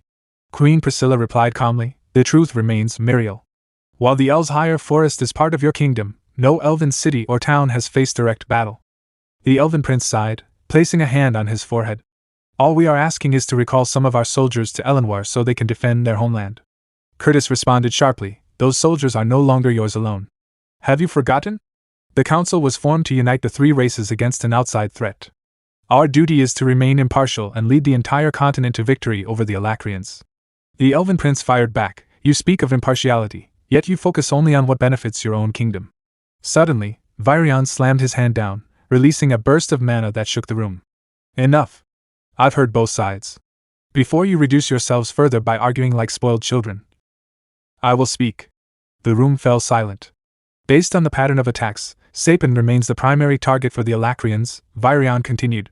"The easiest path to the major cities of both Sapin and Elenwar is through the northern range of the Grand Mountains, and through the wall. We must assume the enemy knows this and will continue focusing their efforts there." He paused before adding, "As for Elenwar's defense, we will relocate several Trailblazer units to the dungeons near the southern border. If another incursion occurs, they can emerge and provide immediate support." Prince Curtis nodded. Don't worry, Alduin. The Elves' higher forest is vast, and its fog is a powerful deterrent. As things stand, Elenwar will remain safe. Alduin lowered his head, still looking troubled, but said nothing. The scene shifted to the Elenwar forest. Deep within the dark woods, the Alacrians were using their magic all around. Their spells spread across the trees as they worked. One of the Alacrians, holding mana in his hand, spoke to another. How much longer do you need, Circe? My veiling barrier won't last much longer, especially while covering such a wide area. Circe looked up, her magic already flowing into a massive tree. Done, she replied calmly. After clearing one of the 3 points of the array, Circe lowered her hand and said, It's done. One of the Alacrians turned with relief. Finally. As he stepped forward, Circe's eyes shifted toward him, her expression firm. Don't celebrate just yet. There's still 1 point left. Raising her hand again, she began casting the spell. The 3-point array slowly started to connect. Behind her, another Alacrian stepped forward and created a protective barrier with his magic, shielding them as the 3rd point formed. As the final connection was completed, a faint glow pulsed between all 3 points. Circe exhaled softly. The 3-point array is stabilized. A female Alacrian smiled slightly. Good job, Circe. Now let's move before any elves find us. Circe lifted her hand again, using her magic to scout the surrounding area. Her vision extended far beyond the forest, searching for any signs of enemies. After confirming the area was clear, she waved her hand. This way, she ordered. The group followed her deeper into the forest. I don't even know how long it's been since we started this mission, Circe thought as they moved forward. We've been on edge for too long. They continued setting up more 3-point arrays in different locations. Some Alacrians stayed behind to guard each completed point, while Circe worked on forming the next array. As they advanced further into the forest, Circe's thoughts grew heavier. We're coming across more and more fallen allies. Ahead of them, several bodies of their subordinates lay scattered on the ground. The sight made the group fall silent. The deeper they went, the thicker the fog became, covering the forest in a dense veil. Visibility dropped, and the silence grew suffocating. Only the sound of their footsteps echoed faintly. Suddenly, one of the Alacrian girls raised her hand, stopping Circe in her tracks. The entire group froze. Their eyes widened at what lay ahead. One of the Alacrians stepped closer, examining the scene. These spikes. They're not sharpened. They've been twisted into this shape. Plant magic, another muttered. A different Alacrian turned angrily toward Circe. I thought you said this path was safe. Circe wiped the sweat from her face, keeping her voice steady. We'll have to stop here so I can scout another route. It's hard enough navigating this forest without their constant complaints, she thought, frustration flickering in her mind. They soon found a place to rest, climbing up into the massive branches of towering trees. Sitting atop one of the thick branches, they took out their food. Circe sat calmly, gazing into the distance. Merciful Vritra. Nearby, one Alacrian tossed a piece of food toward a girl, who caught it effortlessly. Sitting beside her, another spoke with a sigh. We didn't set as many arrays as we planned today. The girl nodded slightly. But we still managed to push further into the forest. Circe thought, it's not easy keeping these arrays undetectable. If there's even the slightest mana leakage, the elves will sense it. One of the Alacrians, eating casually, muttered, we could have gone even further if Circe wasn't so slow. Circe heard him but remained quiet. Fane's hostility is only slightly more annoying than Maeve treating me like a child, she thought. Beside her, Cole smiled warmly and held out a piece of food. Hey Circe. I saved the biggest piece for you. Circe hesitated, taking it nervously. Which is still far less annoying than Cole's interest in me, she added in her thoughts. As they ate, Cole glanced at Fane. Don't act like you didn't need a break, Fane. Fane leaned back against the tree. I'd rather get this mission over with. Their quiet conversation faded, and Circe's thoughts turned heavy again. They've trained together for years for this mission. But I've only known them for a few weeks. If their sentry hadn't died the same time I received my emblem, I wouldn't even be here. One of the Alacrian girls spoke up, her tone practical. You know we can't go any deeper into the forest safely. Not until Circe's emblem recovers. Circe lowered her gaze. But that doesn't change the fact that this mission's success depends on me. Fane rested his head back against the tree and said calmly, it's not like we're the only team out here. Cole nodded. Yeah. Maybe one of the others has already secured a route. Silence settled over the group. Out of all the teams, we're the most likely to succeed, Circe thought. Even with my lack of experience, my emblem gives us a clear advantage. Suddenly she stood up. I won't be able to use my emblem again for another day after this, she said. A faint mark on her back began to glow as she activated her power. Mystery of true sense. It allows me to see all 4 elemental mana particles, she thought. But for now, wind attribute mana is enough. She focused, scanning the surrounding area. Mana particles gathered toward her, flowing back into her body. Her breathing grew heavy as the strain took its toll. Fane looked at her. Well? Were you successful, Circe? Cole quickly stood, concern flashing across his face as he saw her condition. Circe steadied herself, then looked at Fane and gave a faint smile. The kingdom itself is still too far. But I found a large area with strong mana fluctuations.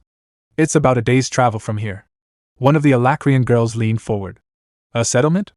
A town? Cole's face lit up. So we're heading the right way. Good. That means all of this hasn't been for nothing. He smiled proudly. Great job, Circe. Really, great work. Even Fane allowed a small smile. As expected from a member of the Millview blood. I was starting to wonder if you truly belonged to that lineage. One of the girls narrowed her eyes. Fane, don't. Before she could finish, all of them suddenly froze. They felt it, a presence. Circe turned sharply, stepping forward. Her expression hardened as she raised a hand to shield her eyes, focusing into the distance. Elves, she said quietly. Her voice grew tense. 3 of them. The scene shifted to the castle, where the council was gathered for a meeting. Arthur Lewin stood before them and spoke calmly. Since the matter of Elenwar has been decided, I would like to update the council on what I've learned from the latest interrogation. The room fell silent as all eyes turned to him. Arthur continued recounting everything he had discovered, both from his recent battle and from the Alacrian he had interrogated. He spoke in detail about their runes, their unique combat styles, and the abilities they possessed. Each word carried weight, painting a clearer picture of the enemy they were facing. After hearing Arthur Lewin, Virion Erelus stroked his beard thoughtfully. It seems we've been underestimating the abilities of Alacrian mages, he said. Underestimating? Blaine Glader replied with a frown. If anything, learning how limited their magic is makes me think we've been overestimating those Alacrian bastards. Alduin Erelith, the Elven King, nodded in agreement. I have to agree with Councilman Blaine. This seems like a clear weakness in their fighting tactics. An elderly council member spoke up, his tone calm but firm. I don't think it's that simple. The room quieted as he continued. On the surface, their specialization may appear to be a weakness. However, from what General Arthur Lewin has discovered, their method of awakening and training in magic is far more advanced than ours. The Muriel Erelith, Queen of the Elves, leaned forward slightly. How so? This is only speculation, the old man replied, but based on their system of marks and crests, Alacrian mages seem to focus intensely on a single spell, refining it, evolving it, and mastering every possible variation. He paused before continuing. While mages of Dicathan train in a wide range of spells within their elemental attributes, these Alacrian mages devote their entire lives to perfecting just one. His voice grew heavier. On the battlefield, versatile mages are not always as effective as specialized soldiers who excel at one thing. The scene shifted to the forest. 3 elves stood facing the Alacrians, their bows drawn, arrows glowing with magic as they aimed at their enemies. A magical arrow shot forward, cutting through the air towards Circe. Circe reacted instantly, rushing forward. Behind her, Cole cast a protective barrier just in time. The arrow struck the barrier and shattered, falling harmlessly to the ground. Without slowing down, Circe charged ahead. One of the elves focused on her, leaping forward with a spear aimed to strike. But in a swift motion, Circe closed the distance, driving her weapon into the elf's back. The elf screamed as the blade pierced through, blood spilling as he collapsed. The scene shifted back to the castle's council chamber. The old man continued, We must send this information to our captains, as well as to the guilds and military academies. They need to develop strategies to counter these specialized mages. Arthur spoke calmly. I've already stopped by the wall and informed the captains there. Virion nodded approvingly. Good. Then let us proceed to discuss how best to deploy our forces. As the council continued their discussions, Arthur Lewin took a slow, heavy breath. Just as I expected. The meeting has turned into a full-blown debate. Around him, the council members argued once again about where their resources were most needed. Bund had made it clear that he and his loyalists would take charge of eradicating the Alacrian supporters in Darv. However, the Alacrians had already used underground tunnels to move their forces toward the Darv-Sapien border. Worse still, Alacrian ships had been sighted along the western shores of Sapien. As a result, Telmor, Etistan, and Maber were forced to strengthen defenses not only along the eastern front, in case the wall failed, but also along their western borders. Alduin Erelith made another appeal regarding Elenwar. With recent disturbances coming from the Beast Glades, it was possible that the Alacrian forces in the north were actually heading east toward Elven territory. In the end, It was decided to send Aya and Elder Camus to survey the southern border before deploying any full units. Virion Erelith nodded. This will serve as a temporary solution. At least until Lord Alder and the Azuras contact us again. Arthur's expression darkened.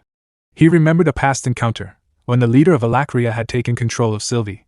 The Azuras will no longer aid you in this war. Winsam, Alder. All of them have abandoned you and Dicathan. The memory lingered. Arthur lowered his hand slightly, his voice turning somber. Actually, I have news regarding that as well.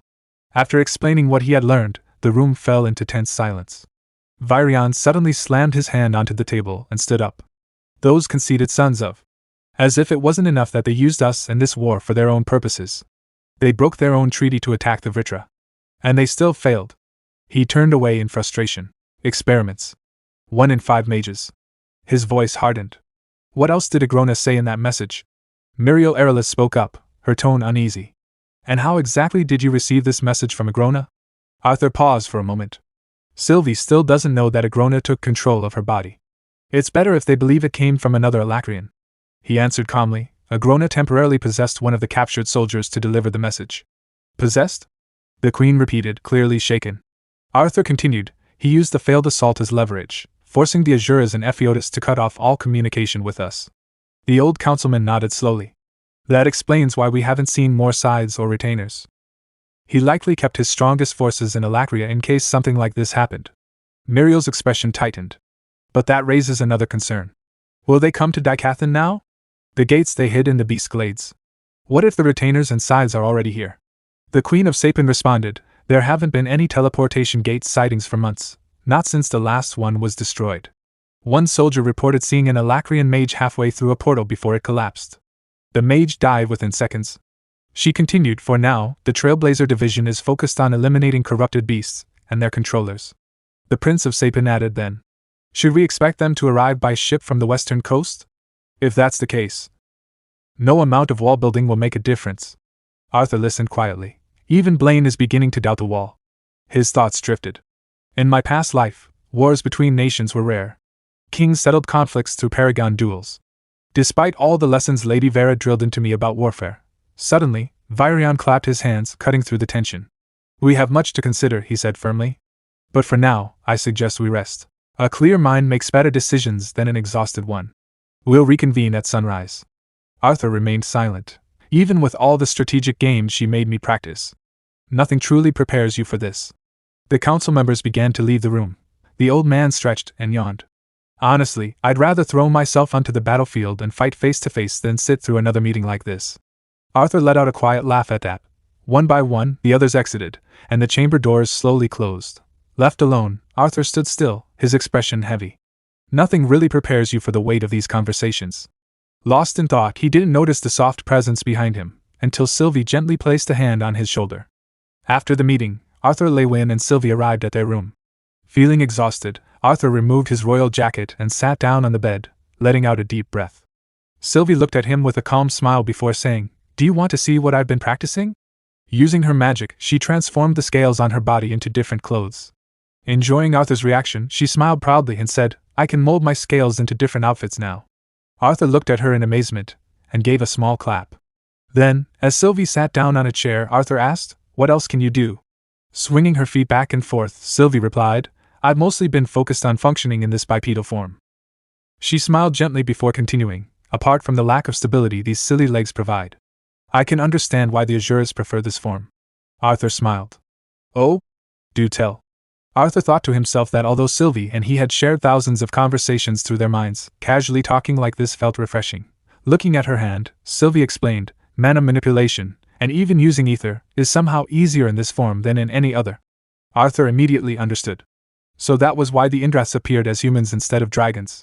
Then he asked, What are your magic capabilities like now that the seal has been broken? Because the Indrath clan are ether users. Sylvie began. She raised her hand, gathering mana around it. Most of my mana manipulation abilities revolve around strengthening my body. But I can also release a large amount of mana at once. Arthur looked at her nervously. Sylvie? Please don't destroy this room. Or the castle. Laughing softly while holding the mana in her hand, Sylvie teased, Is the mighty lance scared of a little girl now? Arthur laughed. Those jagged horns kind of ruined the little girl part, Besides, you still stumble over your own feet, Sylvie. Let's not endanger everyone in the castle. With a smirk, Sylvie snapped her fingers, causing the mana to disappear. I'm glad I was able to break the seal. I'll be much more useful out in the field now. Her expression softened slightly. But there's still a part of me that feels foreign. I know there's far more to my abilities than I can currently imagine. Arthur looked at her reassuringly. Well, you'll have plenty of opportunities for self-discovery. You heard what they said during the meeting. Things are only going to get more hectic from here on. Hearing that, Sylvie fell silent for a moment. Then she leaned back in her chair with a laugh and said, At least we'll have each other to rely on. Once I gain better control over this form. She raised her fist excitedly. I feel like the two of us defeating a scythe won't be impossible. Arthur chuckled. Won't be impossible, huh? Leaning back onto the bed, Arthur closed his eyes and replied calmly, Not the best odds, but definitely better than before. Sylvie laughed and jumped onto the bed beside him. Then she looked at Arthur and said, If we have time, we should spar before going on a mission. I'd like to test the extent of my control over ether in this form. In a relaxed tone, Arthur answered, We'll be lucky if we even get a good night's sleep without being disturbed. Sylvie buried her face into the bed and groaned, You jinxed it. Just then, a knock echoed through the room. Arthur opened the door to find a soldier standing outside. The soldier saluted respectfully and said, I apologize for the disturbance, General Arthur, but Commander Virion wishes to see you in the dungeon. Arthur frowned in surprise before following the soldier down into the dungeon. When he arrived, he noticed that everyone was already gathered there. After seeing Arthur, Virion Erelith nodded and said, Good. Everyone's here. An old man stroked his beard and asked, What is all this about? The elven prince added curiously, Yes, why couldn't this wait until morning? Virion replied, I called all of you here because this man, he gestured toward the person beside him, Ento, informed me that Gentry finally managed to get one of the prisoners to talk. The Queen of Sapin asked sharply, Who? The retainer? Virion glanced at Ento before answering, I'm not sure. Arthur, now curious himself, asked, And where's Gentry now? Shouldn't we go inside instead of waiting out here? Ento bowed his head slightly. Master Gentry will be here soon. Suddenly, the door burst open, smoke pouring in from the entrance along with the figure who had pushed it open. It was Master Gentry, wiping his bloody hands with a piece of cloth as he stepped inside. After seeing him, Virion Erelith immediately asked, Gentry, what exactly is going on? Gentry bowed apologetically. My apologies, everyone. I was just finishing maintenance on the retainer's restraint system when he called for me. Virion frowned. What did the retainer say? Did you finally break him? Tell us. Unfortunately, no, Gentry replied. Hearing that, the Elven Queen shouted angrily, Then why did you feel the need to drag us down here at this godforsaken hour? Her husband placed a hand on her shoulder, trying to calm her down. Adjusting his glasses while still holding the blood-stained cloth, Gentry continued nervously, I have yet to break the retainer. However, thanks to yours truly. The traitor Radias has finally spoken. The room immediately fell silent. But Gentry added, He will only speak to General Arthur. At those words, everyone turned toward Arthur Lewin, who himself looked equally surprised. The dwarven elder slammed his fist angrily. That traitor split the dwarven kingdom in two, ruined our reputation, and left me to clean up his mess. Who is he to make demands? The Prince of Sapin asked curiously, Do you think he's trying to strike some kind of deal with General Arthur? The Elven Queen placed a hand on her chin thoughtfully.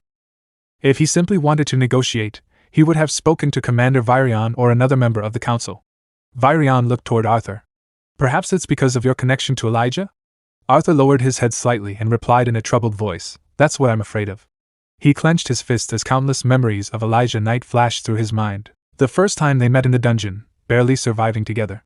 The days they spent happily attending the academy side by side. And the moments when Elijah, overwhelmed with sadness, leaned on Arthur for comfort. Suddenly, Gentry cleared his throat, drawing everyone's attention back to him. Council members, Lance, he said carefully, it has been extremely difficult to get the traitor to speak. Perhaps it would be best to take advantage of this opportunity while he is still willing and able to talk. Once again, all eyes shifted toward Arthur. Arthur looked at Virion, who silently nodded, giving him permission. Lead the way, Gentry, Arthur said before stepping forward. The two of them walked deeper into the dungeon, leaving the others behind. Meanwhile, far away in the forest, an Alacrian soldier named Circe sat peacefully beside the edge of a river. Folding his legs comfortably, he dipped his feet into the cool water while washing the blood from his arms. As he splashed water onto himself, he thought with satisfaction, sneaking away from camp was definitely worth it. Moving his feet lazily through the river, he continued thinking, It's not like I didn't take precautions first. I understand why Maeve is worried, but we've managed to avoid all the elves so far. He washed his face with water before sighing. Besides, how am I supposed to complete my mission covered in blood and grime? Suddenly, the sound of rustling leaves echoed behind him. Circe's eyes immediately shifted toward the noise. It was Cole. Cole? Circe asked in surprise. Why did you follow me? Can you maintain the barrier from here? Cole shook his head nervously. I can't. I just wanted to make sure you were okay. Circe quickly put his shoes back on and stood up. We shouldn't be here. Let's get back to the others. Covering his face in frustration, he muttered. Fane will skin me alive if he finds out we both abandoned our posts. Suddenly, Circe noticed something in the distance. His eyes widened instantly. That's... Cole looked at him in confusion, but before he could ask anything, 4 arrows infused with mana shot toward them from the darkness. Run, Circe! Cole shouted as he immediately started sprinting away. At the same moment, Circe raised his magic, deflecting the incoming arrows midair and changing their direction as the 2 of them fled through the forest. While running through the forest, Circe shouted, I can sense 3 of them. We have to hurry back to camp. It's risky, but Fane and Maeve will be ready to fight. Cole followed closely behind him, maintaining his magic barrier to block the incoming arrows. As the 2 of them ran faster, one of the elven soldiers continued chasing them through the trees. Circe quickly pointed behind them. They're getting closer, Cole warned. Suddenly, a figure burst out from behind a tree. It was Fane. With incredible speed, Fane thrust his spear forward and slashed directly at the pursuing elf. At the same moment, the second elf fired another arrow in frustration. Fane immediately rushed toward him. But before the arrow could hit, Cole expanded his barrier to protect him. Nearby, Maeve raised flames in her hand, preparing her magic. Fane drove his spear straight into the elf's stomach, killing him instantly. At the same time, the third elf charged toward Cole and Circe while Cole's attention remained focused on protecting Fane.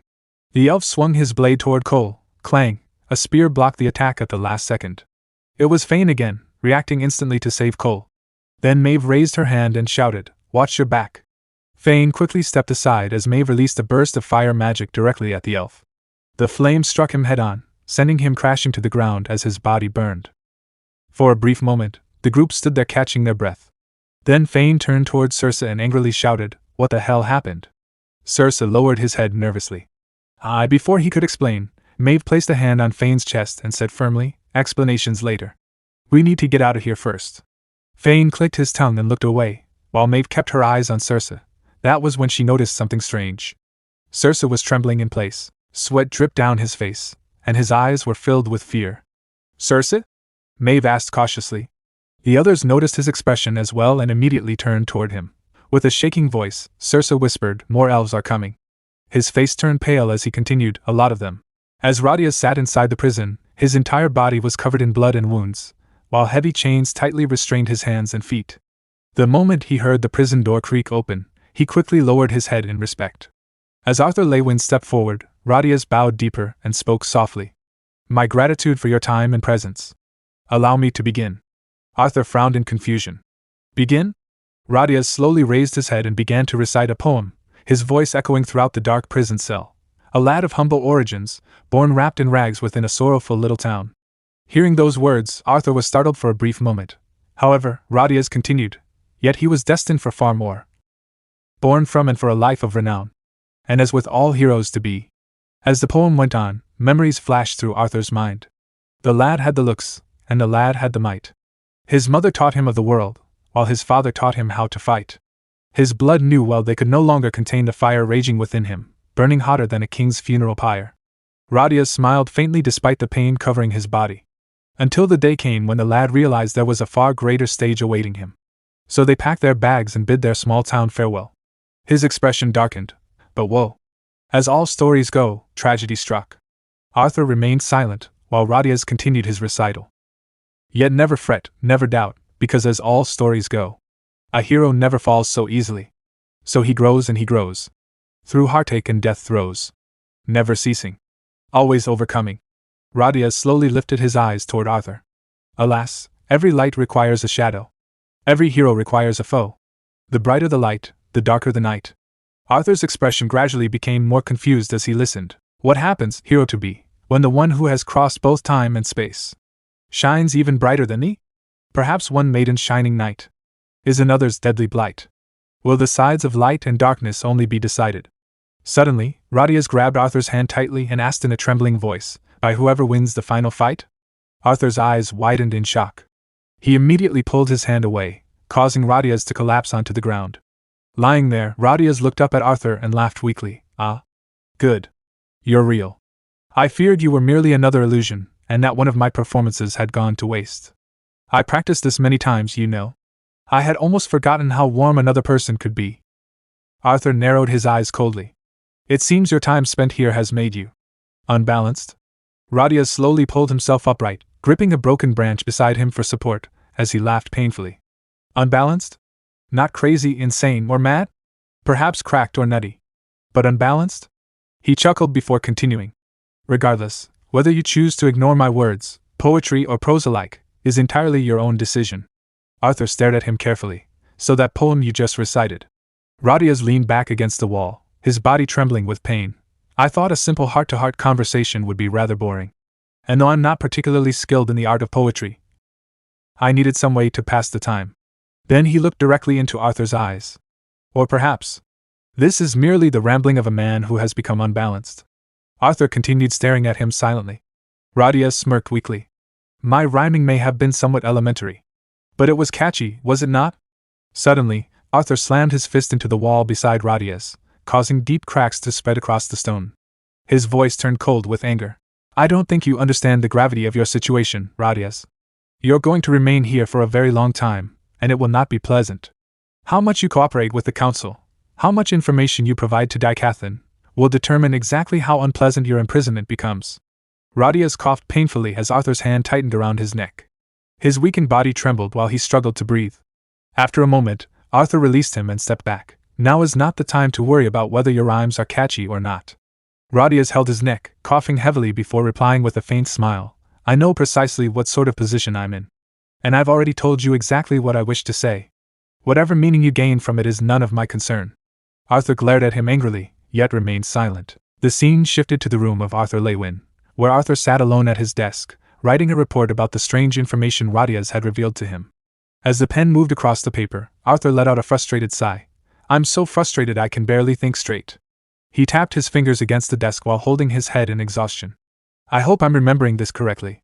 His eyes drifted toward the unfinished report as he continued thinking. The main message I got from that poem was about a hero. But there was something more hidden within it. It almost felt as if it had something to do with me. Arthur narrowed his eyes thoughtfully. But how did Radius know details about my childhood? Not only did I grow up in a humble town like Ashbur, but he also mentioned the lad leaving his town behind before tragedy struck. He clenched his teeth. He couldn't have learned all of that from a simple background check through the council. Something about this doesn't feel right. Arthur leaned back in his chair, deep in thought. Does the brighter the light, the darker the night refer to my enemies becoming stronger as I grow stronger myself? Confusion continued to cloud his mind. But then, what did the shining night and the deadly blight mean? He couldn't understand the true message Radius was trying to convey. Frustrated, Arthur slammed his hand against the table before suddenly standing up from his chair. After pacing around the room for a moment, he finally collapsed onto his bed. What if none of it means anything at all? He covered his face with one hand. What if this was all just a way to gain attention? Or create confusion? Arthur stared silently at the ceiling. Hopefully he's willing to perform an encore. As those thoughts crossed his mind, fragments of his past life suddenly resurfaced within his memories. A large house appeared in his mind, with rainwater pouring heavily outside. The sharp sound of a wooden stick echoed through the air before striking against someone's arm. I'm in pain, Grace shouted nervously. I thought I dodged that. Standing before him, his instructor calmly held the wooden stick in her hand. You're focusing too much on my weapon, she said sternly. She raised the stick slightly. Your vision should encompass your opponent as a whole. So tell me, what do you see? What's different about me? Gray rubbed his aching arm and replied cautiously, aside from the obvious. Before he could finish, the stick struck him once again. His teacher glared at him while lowering the stick. Don't get smart with me, kid. His teacher smiled faintly and asked, well? As Gray stood there rubbing his sore arm, memories resurfaced in his mind. Several months had passed since his capture and subsequent rescue by Lady Vera. After his injuries had fully healed, his lessons under her guidance had finally begun.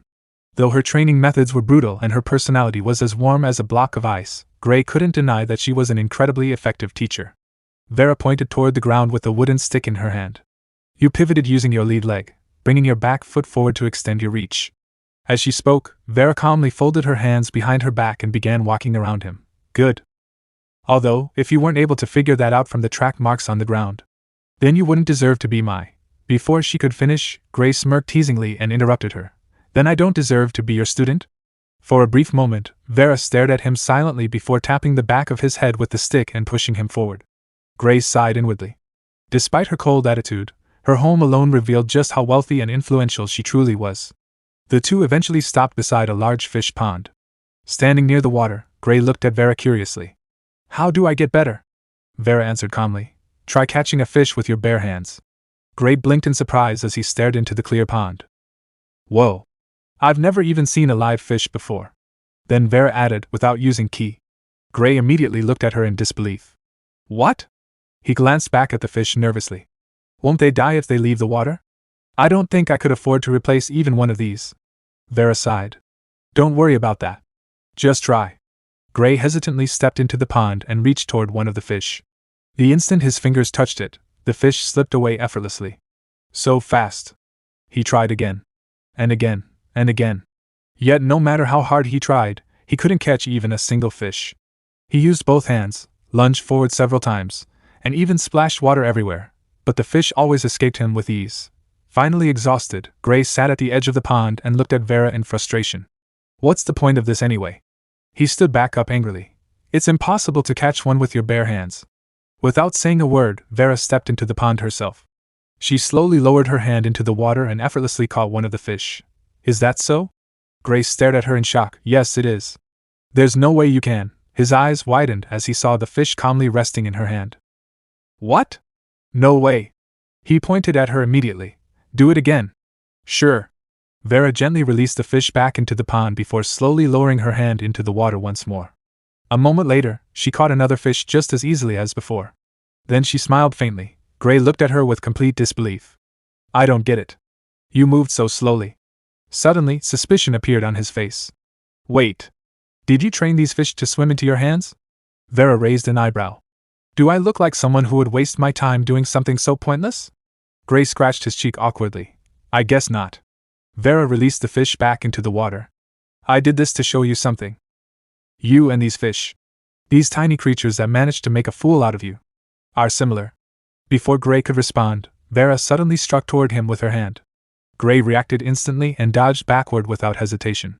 Vera's eyes narrowed slightly. Your reaction speed is fast. Frighteningly fast. She lowered her hand. But it's instinctual. Untamed. Just like these fish. Gray frowned in confusion. I don't understand. What do you mean by untamed? Lady Vera calmly explained. By the time your opponent's muscles flex in preparation for a punch, your brain has already sent a signal to your body to react. Against students or inexperienced fighters, this gives you a tremendous advantage. She slowly walked around Gray while continuing her explanation. However, if this ability remains untrained, stronger opponents will easily predict how you intend to dodge. Just as I predicted the fish would surge forward the moment I reached for it. Gray nervously rubbed the back of his head before smiling slightly. So how do I tame this ability? By learning to respond. Gray blinked in confusion. Isn't that the same thing? Vera gently tapped him on the head. One is intentional. The other is instinctual. She folded her arms behind her back. So far, we've only focused on basic conditioning. But I think you're finally ready to begin learning how to properly respond to attacks, instead of merely reacting to them. Gray's eyes lit up immediately. So now comes the fun part. Vera stared at him expressionlessly. Fun for me. Gray let out a defeated sigh. Just as Vera was about to continue speaking, a butler hurried toward them. Ma'am. Mr. Gray has received an urgent call from a Mr. Nico. Gray immediately turned toward him. The butler continued anxiously. It seems there was some kind of explosion at Whitholm. The enforcers have locked down the school and ordered all students and staff to stay away until further notice. Hearing those words, Gray's face turned pale. He covered his mouth in shock. Oh my God. Nico. Vera stepped forward calmly. Go, Gray. See to your friend. Then return. Gray quickly nodded, but before he could leave, Vera spoke once more. And remember this. Gray paused and looked back at her. A panicked man may drown in a puddle, while a calm man may swim across the ocean. Her sharp eyes remained fixed on him. Since your classes seem to be cancelled for today, we'll continue working on your reactions later. Gray immediately climbed out of the pond and sprinted away as fast as he could toward the city to meet his friends. Behind him, Vera stood silently beside the water, watching him disappear into the distance. Gray rushed through the halls. A strange sense of dread tightened around his chest as he sprinted toward the communication room. Without slowing down, Gray grabbed the communication receiver the instant he reached it. "Nico," he called out immediately. "Nico, are you there?" For a brief moment, only static answered him. Then, finally, Gray. Nico's trembling voice came through the line. The fear in his voice immediately made Gray's stomach sink. "Nico, what happened?" Gray asked quickly. "Are you okay?" On the other side of the call, Nico sounded completely panicked. "I don't know what's happening," he stammered. "I checked it a few days ago and everything was fine. It was working perfectly." Gray frowned in confusion. "What are you talking about?" Then Nico's breathing became uneven. "The key restrainer," he whispered. "It must have malfunctioned." Gray's eyes widened slightly. Then Nico said the words that made his chest tighten. "This is all my fault." Gray immediately tried calming him down. "Slow down," he said firmly. "What are you blaming yourself for? You're not making any sense." There was another pause. Then finally Nico spoke again. "It's Cecilia." The moment Gray heard her name, his expression hardened. "What happened to Cecilia?" Nico inhaled shakily before answering. "She had another accident." Gray's grip on the receiver tightened. His mind instantly went back to all the previous incidents, Cecilia's uncontrollable power, the strange surges of ki, the dangerous outbursts she could barely suppress. But from Nico's terrified voice alone, Gray already knew this incident had to be far worse than the others. "Gray," Nico said desperately. "Can you come to the academy right now?" Gray stayed silent for a moment. "The enforcers are here," Nico continued nervously. "They've been questioning everyone, conducting interviews, and asking all kinds of questions." His breathing became more frantic. "I'm scared, Gray." That single sentence hit harder than anything else. "I think they're going to take her away." Gray's eyes narrowed immediately. "Please," Nico begged quietly. "Come as soon as you can." For several seconds, Gray said nothing. Then, finally, he asked the question he feared the most. "Is Cecilia alive?" Nico answered immediately. "Yes, she's alive." Gray let out a quiet sigh of relief, but Nico continued. "She's okay physically, I think. But they locked her up." Gray closed his eyes for a moment. "This time was really bad," Nico whispered. "She destroyed part of the administration building." Silence filled the room around Gray. Inside his mind, conflicting thoughts clashed against one another. If he asked Lady Vera for permission to leave, would she allow it? Probably not. Vera would most likely tell him to stay focused on his future, avoid unnecessary distractions, and let the enforcers handle the situation. And honestly, part of Gray knew she would probably be right. Still, hearing Nico sound this terrified twisted something painfully inside him. Gray tried to find a way out of the situation without directly refusing. "The enforcers told everyone to stay away from the academy," he said carefully. "Even if I came, they probably wouldn't let me inside." He forced his voice to sound convincing. "I want to help, but there's not much I can do right now." On the other end, Nico fell silent for a moment before speaking again. "Then maybe we can meet somewhere else," he suggested quickly. "We need to figure out what to do if they really try to take Cecilia away." Gray's chest tightened. He could hear the desperation in Nico's voice, the fear and helplessness. And yet, Gray panicked internally. He didn't want to get dragged into this situation. Not now. Not when his future was finally beginning to change. Not when Vera had already started shaping him into something greater. Gray swallowed hard before trying once again to calm Nico down. "No, listen to me," he said firmly. "We don't even know what's going to happen yet. Panicking won't help anyone." Then, almost unconsciously, he repeated the same words Vera had told him earlier that day. "A panicked man can drown in a puddle," Gray said slowly, trying to remember the exact quote. "But a calm man can swim across an ocean." Or something like that. He rubbed his forehead awkwardly. "The point is, we need to stay calm." Nico took a shaky breath. "Yeah." For a moment, it sounded like he was trying to steady himself. But then he quietly asked again, "So, where should we meet?" Gray froze. Guilt struck him immediately. But instead of agreeing, he shut the idea down completely. "I can't come," Gray said flatly. "I have lessons." The moment the words left his mouth, the atmosphere changed. Gray quickly continued before Nico could respond. "Don't worry so much. Everything's going to be fine." Even as he said it, the words sounded hollow. Still, he kept going. "You just need to keep your head down and avoid causing trouble." Then Gray tried to justify it further, both to Nico and to himself. Maybe this could actually help Cecilia in the long run. If important people notice her condition, maybe she'll finally get proper treatment. He lowered his voice slightly. "Then she won't have to rely only on your inventions anymore. The line became quiet. When Nico finally spoke again, his voice sounded smaller somehow. Okay. There was disappointment in his voice, and Gray could hear it clearly. But Nico still tried to hold himself together. Sorry, Nico said softly. I know you already have a lot on your plate trying to become king and all. Gray immediately felt worse after hearing that. So, I'll let you go now. Gray tightened his grip on the receiver. Call me once you know what the enforcers decide to do, he said. Sure, Nico replied weakly. Then the call ended. The room fell silent. Gray slowly lowered the receiver back into place while staring blankly ahead. Everything's going to be fine, he whispered quietly to himself. Back in the present, Arthur sat silently in his room. That memory still haunted him because now he understood the truth. That was how both Gray and Arthur survived painful moments, by telling themselves that everything would somehow work out, repeating comforting lies until they finally started believing them. Arthur slowly closed his eyes. It was a memory he would never forget. Dream or not, far below the floating castle, deep within the underground dungeon, the night remained cold and quiet. Gentry sighed tiredly. Tonight certainly turned out more eventful than expected. He stretched slightly before turning away. Make sure you finish wrapping things up early tonight, he said casually. I'd rather not spend another sleepless evening down here.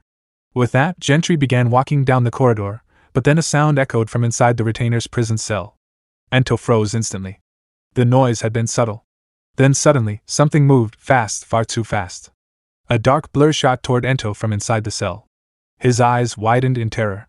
The bucket slipped from his hands while metal instruments clattered loudly throughout the dungeon corridor. Before Ento could even scream, the shadow was already upon him. Arthur descended the cold stone staircase toward the underground prison, adjusting the collar of his formal coat with visible discomfort. The neatly pressed black uniform felt stiff around his shoulders, and the polished boots echoed sharply against the dungeon steps. He hated wearing these formal clothes. They were restrictive, impractical, and far too rigid for someone constantly moving between battlefields. But after arriving late and underdressed to one too many council meetings, Virion had made his opinion painfully clear. If Arthur showed up looking like a wandering mercenary again, the commander would personally lecture him for an hour straight. So despite the irritation crawling beneath his skin, Arthur endured it. Only a few days had passed since his last dream of Gray's past life, yet the memory still lingered vividly in his mind.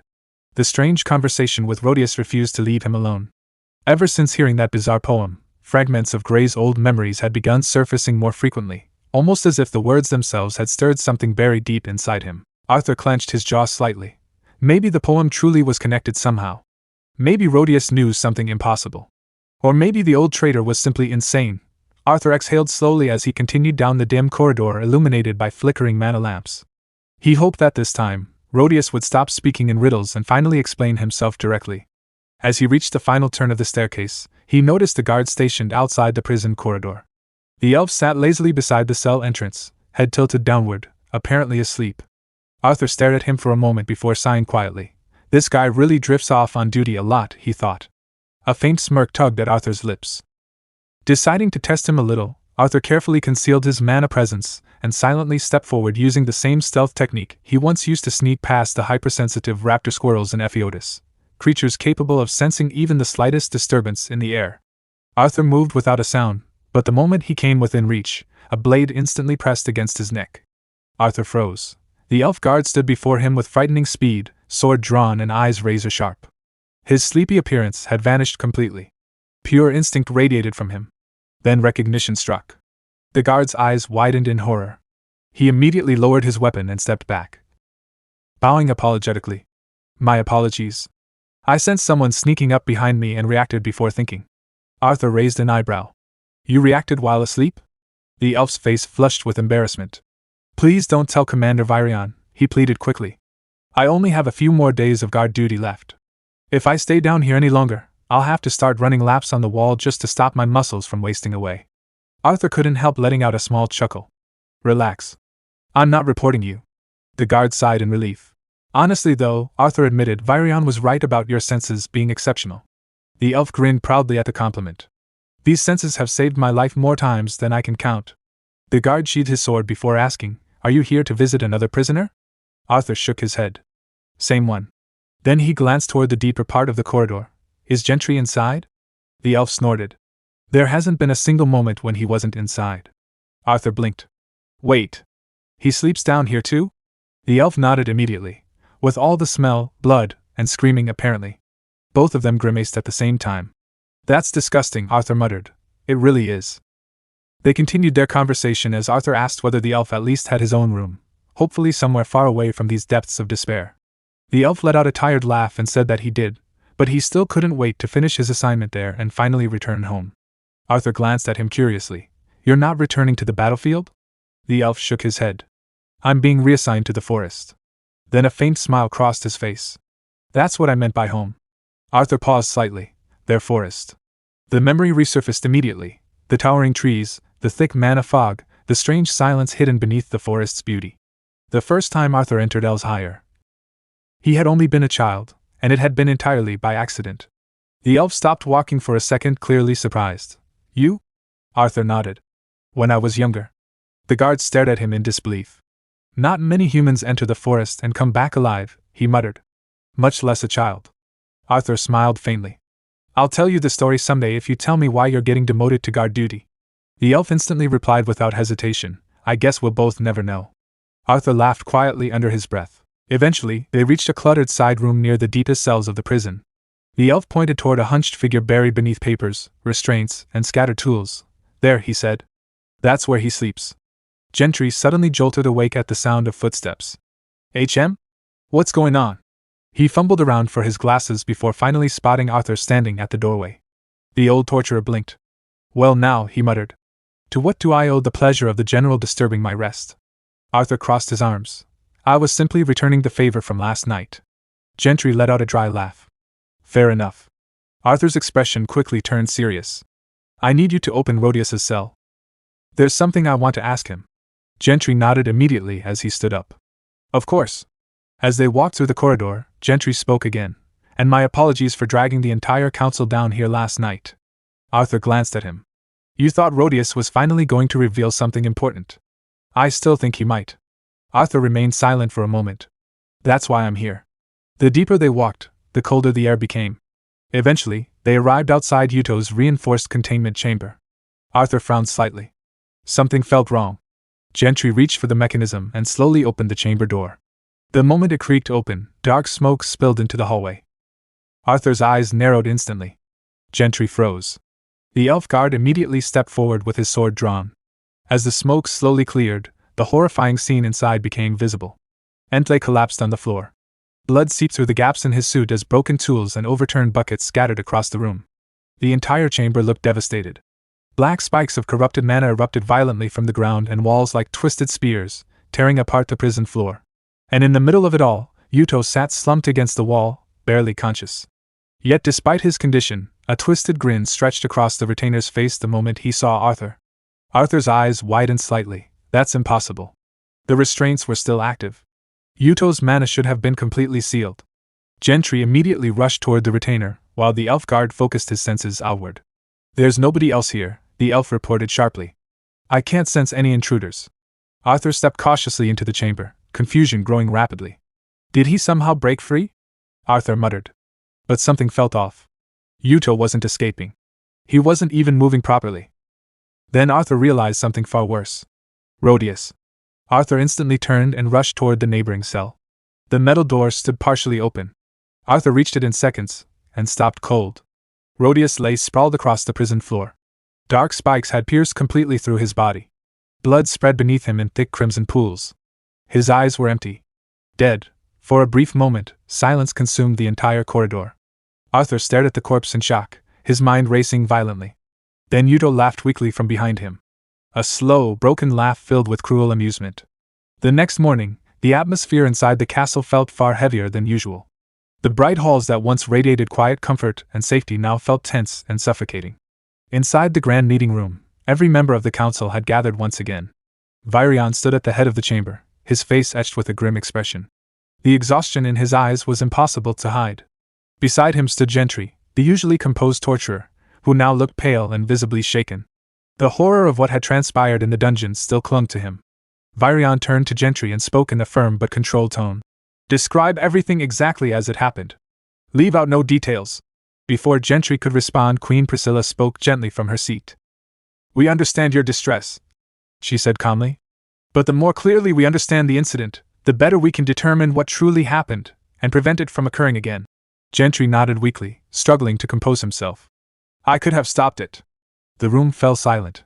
Gentry lowered his head. But I was asleep. King Blaine narrowed his eyes. You didn't hear anything at all? Before Gentry could answer, the elf elbowed in front of council. I can personally assure the council, he said confidently, that if there had been any struggle or intrusion, I would have heard it, even from the first floor of the dungeon. Then it's Arthur turned telling about Elf. After witnessing his extraordinary senses firsthand earlier that morning, he knew Albold was not exaggerating. Then Arthur spoke. As I mentioned before, by the time we arrived, they were already dead. Queen Muriel turned to him immediately. Then explain exactly what you saw. Gentry nodded and recounted the scene carefully. When we entered the chamber, the room was already covered in black spikes. Yuto was still barely alive at the time. Albold continued from there. Yuto was leaning halfway outside his cell. One of the spikes had pierced directly through his mana core. We couldn't determine whether he escaped on his own or whether someone helped him. He paused briefly. I intended to investigate the chamber further while General Arthur went to Radia's cell. Arthur finished for him. I wanted answers regarding the poem he recited the previous night. But by the time I reached the cell, Radia's was already dead. Arthur's eyes hardened slightly as the gruesome image resurfaced in his mind. His body had been pierced straight through the heart by the same black spikes. Several council members exchanged grim looks. Arthur continued in a calm, measured tone. Gentry had been sleeping near the chamber, and Albold was guarding the main entrance. Earlier this morning, Albold was able to detect me even after I completely concealed my mana presence. Between the prison levels and the upper floors, numerous guards were stationed throughout the castle. If someone truly infiltrated this place, they left absolutely no traces behind. A heavy silence settled over the room. The situation made no sense. Virion eventually spoke. Since every witness account aligns perfectly, the council has concluded that none of you were involved in the deaths. Gentry visibly relaxed at those words, though guilt remained etched across his face. Arthur stayed silent, but his thoughts continued racing. The deaths of Radias and Yudo were catastrophic. Not only had Daikathan lost 2 major prisoners, but one of them had been a retainer, living proof that the enemy could bleed. Keeping Yuto in prison had given the people of Daikathan a sense of control. A symbol that the war was still manageable. Now even that illusion was gone. As for Rhodus, the council did not mourn the traitor himself, but the valuable information buried with him was another matter entirely. Virion eventually turned toward Gentry. You are granted temporary bereavement leave until the council requires your services again. Gentry bowed deeply. Understood. Virion then looked toward Albold. You will return to the Elves' Higher Forest immediately and assist the forces stationed there. The elf stood straight and saluted sharply. Yes, Commander. Arthur quietly observed the council members as the meeting continued. Despite their composed expressions, he could tell that every single one of them understood the gravity of the situation. If word spread that enemy prisoners had died inside the most secure location in Daikathan, panic would erupt instantly. So the council made the same choice countless rulers throughout history had made. When faced with fear and uncertainty, they buried the truth. The incident would be covered up completely. No public announcement, no rumors, and no mention of infiltration. Virion finally turned toward Arthur. Until further notice, you will remain on standby. Arthur bowed slightly. Understood.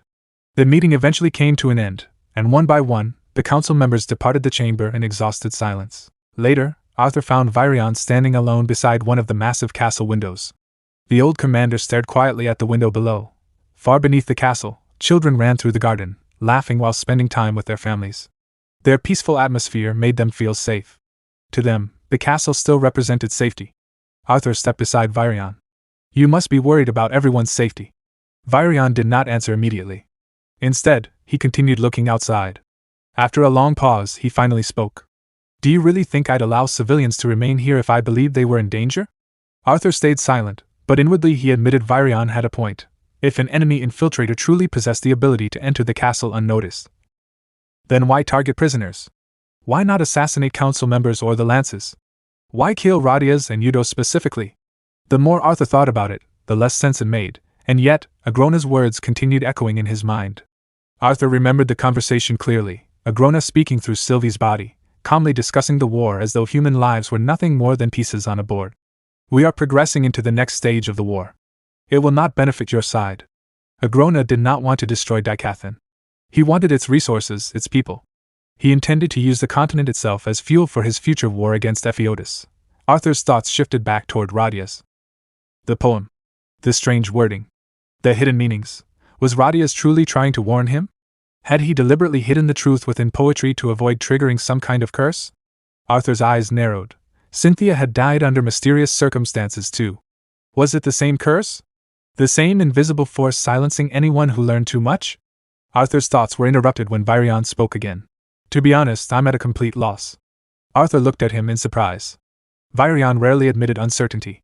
The scale of this war, Virion continued while staring out the window, is unlike anything this continent has ever faced. Arthur slowly nodded. Things have been quiet lately. Too quiet. A heavy tension settled between them. Arthur looked out over the floating castle toward the endless horizon beyond the clouds. I can feel it. Something big is about to happen. His expression darkened. But I still don't know what. As Arthur walked through the long hallways of the castle, his mind remained tangled in restless thoughts. The polished marble floors reflected the soft glow of the mana lamps above. But even the calm atmosphere of the castle could not ease the tension building inside him. Everything was happening too fast. Every day brought new threats, new discoveries, and new uncertainty. The war that once felt distant had now spread across the entire continent like an unstoppable storm.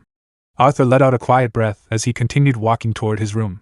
Part of him still could not understand why Virion had ordered him to remain on standby while the other lances were scattered across Dicathan, handling critical missions. Aya had already been deployed to Elenwar, monitoring the southern borders after the recent Alacrian incursions through the forest.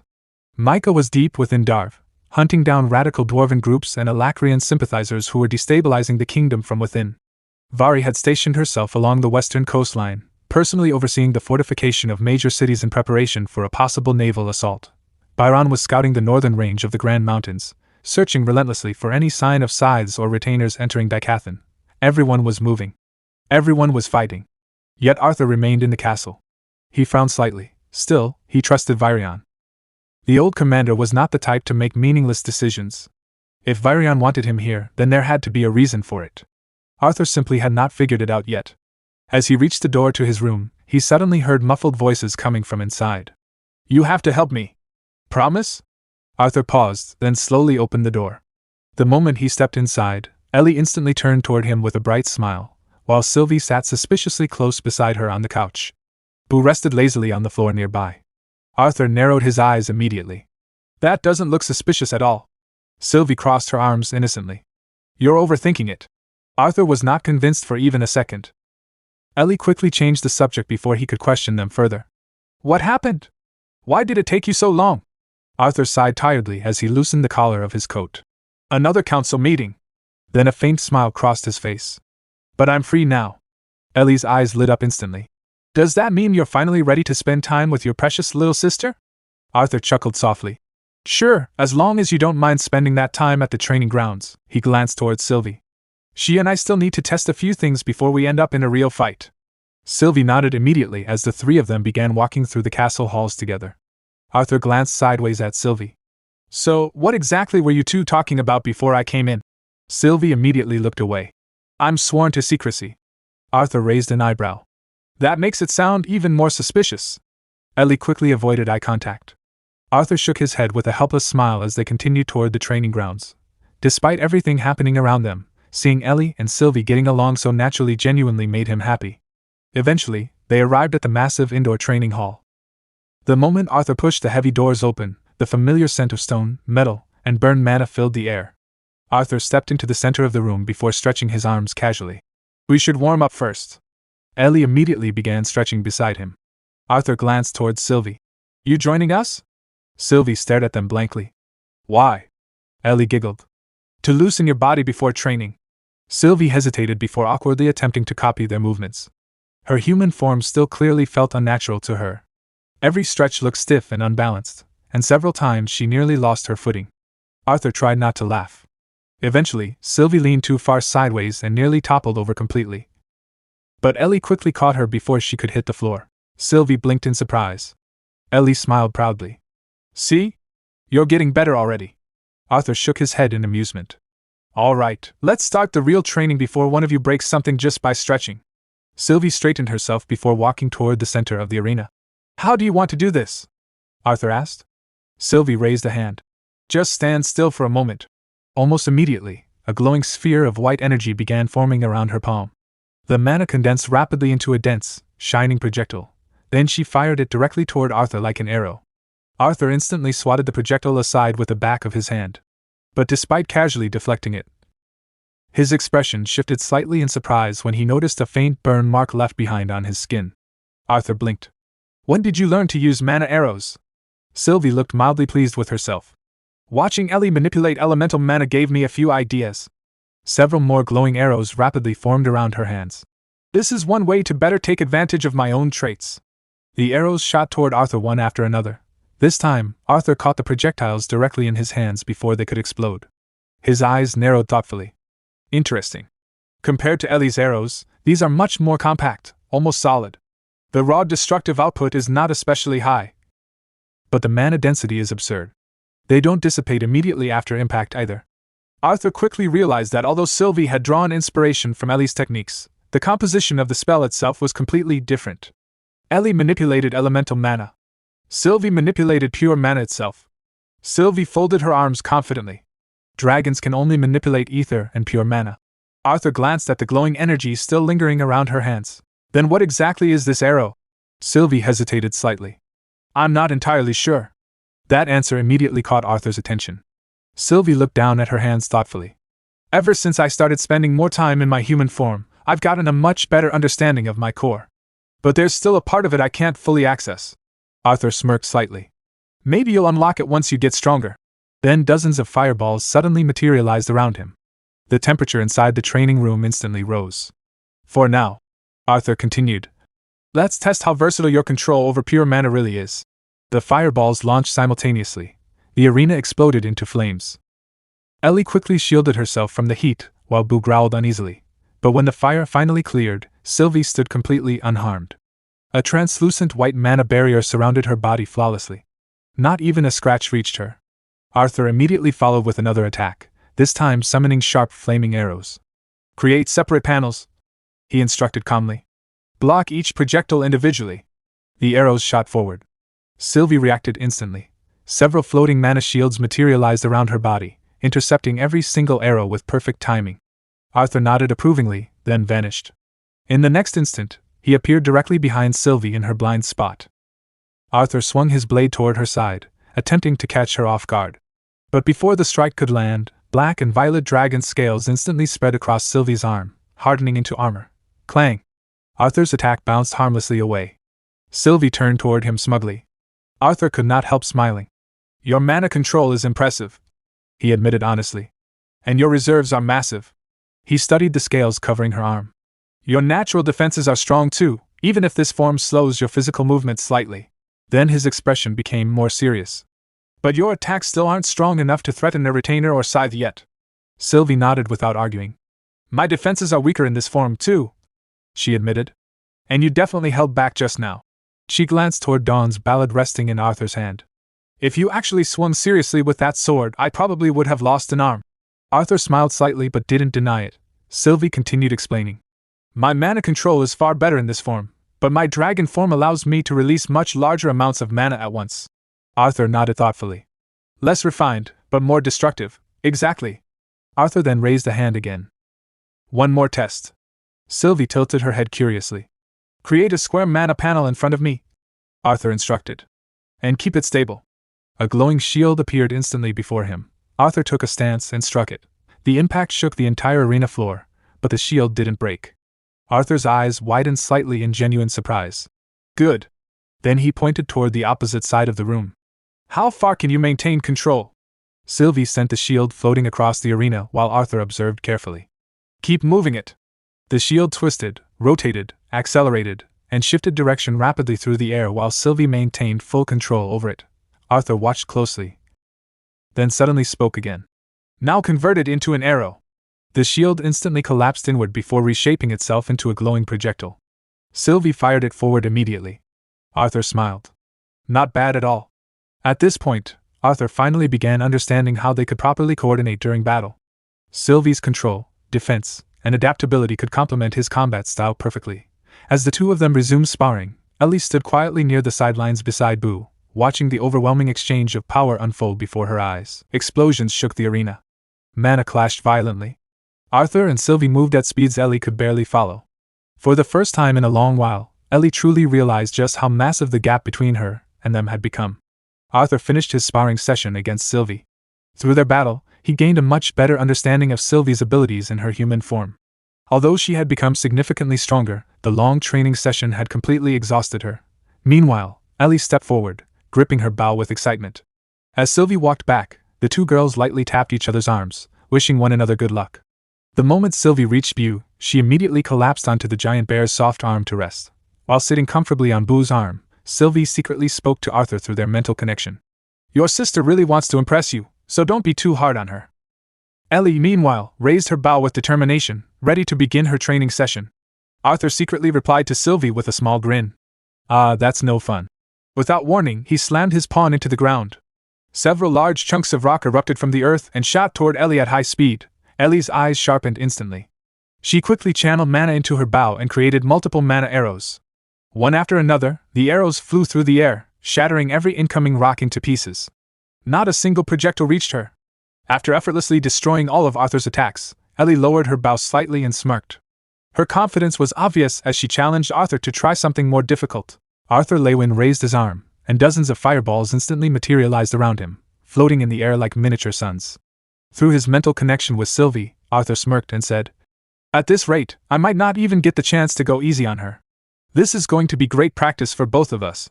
Without hesitation, he launched a barrage of fireballs toward Ellie. The glowing projectiles raced across the training field one after another. Ellie reacted immediately, firing mana arrows with incredible speed and precision. Each arrow struck its target perfectly, causing the incoming fireballs to explode before reaching her. One fireball slipped through the barrage and shot straight toward her. Ellie quickly shifted her position, narrowly dodging the attack before drawing another mana arrow and firing again. Watching her movements, Arthur couldn't help but smile. Then, raising both hands, he gathered cold mana around him. "Let's try something a little more challenging." The temperature around the training grounds dropped instantly as dozens of ice birds formed around Arthur. With a flick of his wrist, the frozen constructs surged toward Ellie from multiple directions. Ellie didn't slow down for a second. She continuously fired mana arrows, destroying every ice bird in midair before it could reach her. While Ellie focused on eliminating the incoming ice constructs, Arthur quietly gathered a massive amount of fire mana behind him. The sudden surge of power caught both Sylvie and Bu's attention. Before their eyes, a gigantic beast made entirely of flames took shape. The fiery creature resembled Bu, towering over the training grounds while radiating intense heat. Arthur folded his arms and looked at Ellie. "Your offense is impressive," he admitted. "But what happens when you face a spell that you can't simply shoot down?"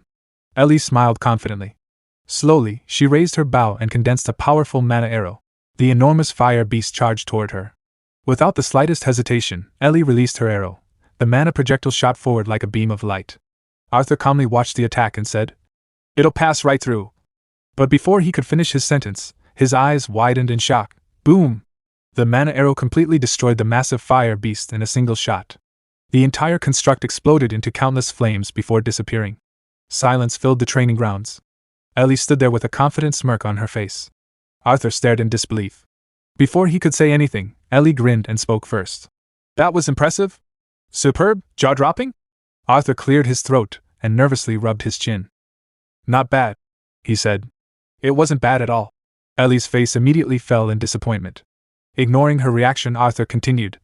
"Since your arrows are made entirely from pure mana, your reload speed and draw speed are significantly faster than those of a traditional archer. Your accuracy has also improved tremendously." Despite trying to sound calm, Arthur was genuinely impressed by how much stronger his sister had become. Ellie crossed her arms and pouted. "Those compliments seem somewhat dull." Arthur smiled and gently placed a hand on her head. Before he could say anything else, Sylvie stepped forward with a grin. "What your brother really means to say is that he's very proud of how much you've grown." Arthur immediately flicked Sylvie on the forehead. "Hey! No verbally expressing my thoughts." Sylvie rubbed her forehead while laughing. Arthur shook his head with a small smile before opening his hands. "Your stamina still needs improvement," he admitted. "But you'll get there with enough training and experience." Sylvie then subtly nodded toward Ellie, encouraging her to bring up what she had wanted to ask. Looking nervous, Ellie hesitated for a moment before speaking. "Speaking of getting enough experience, I was wondering if maybe I could, Arthur raised an eyebrow. "You know what?"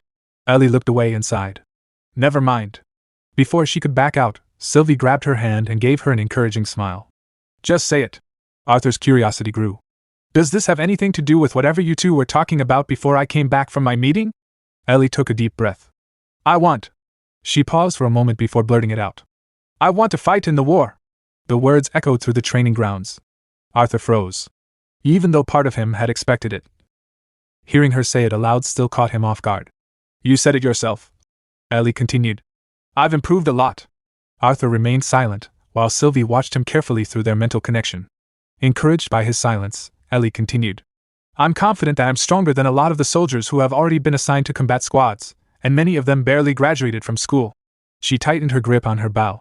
And I'm not asking to be sent to the front lines. I'm an archer. I'd be perfectly fine serving in the reserves or supporting from the rear. For a long moment, Arthur simply stared at her. Then he stepped forward and placed a hand on her shoulder. I can see how hard you've been working. Ellie's eyes brightened. Arthur sighed. I'm not saying no. Her expression immediately lit up.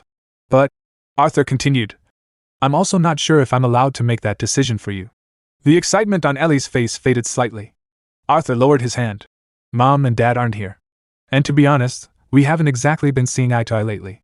Ellie looked surprised. You guys still haven't made up since last time? Arthur blinked. How did you know that? Ellie rolled her eyes. I'm young, Arthur. Not dumb. Arthur couldn't help but laugh. After thinking for a few moments, an idea suddenly came to him. How about this? Ellie immediately leaned forward.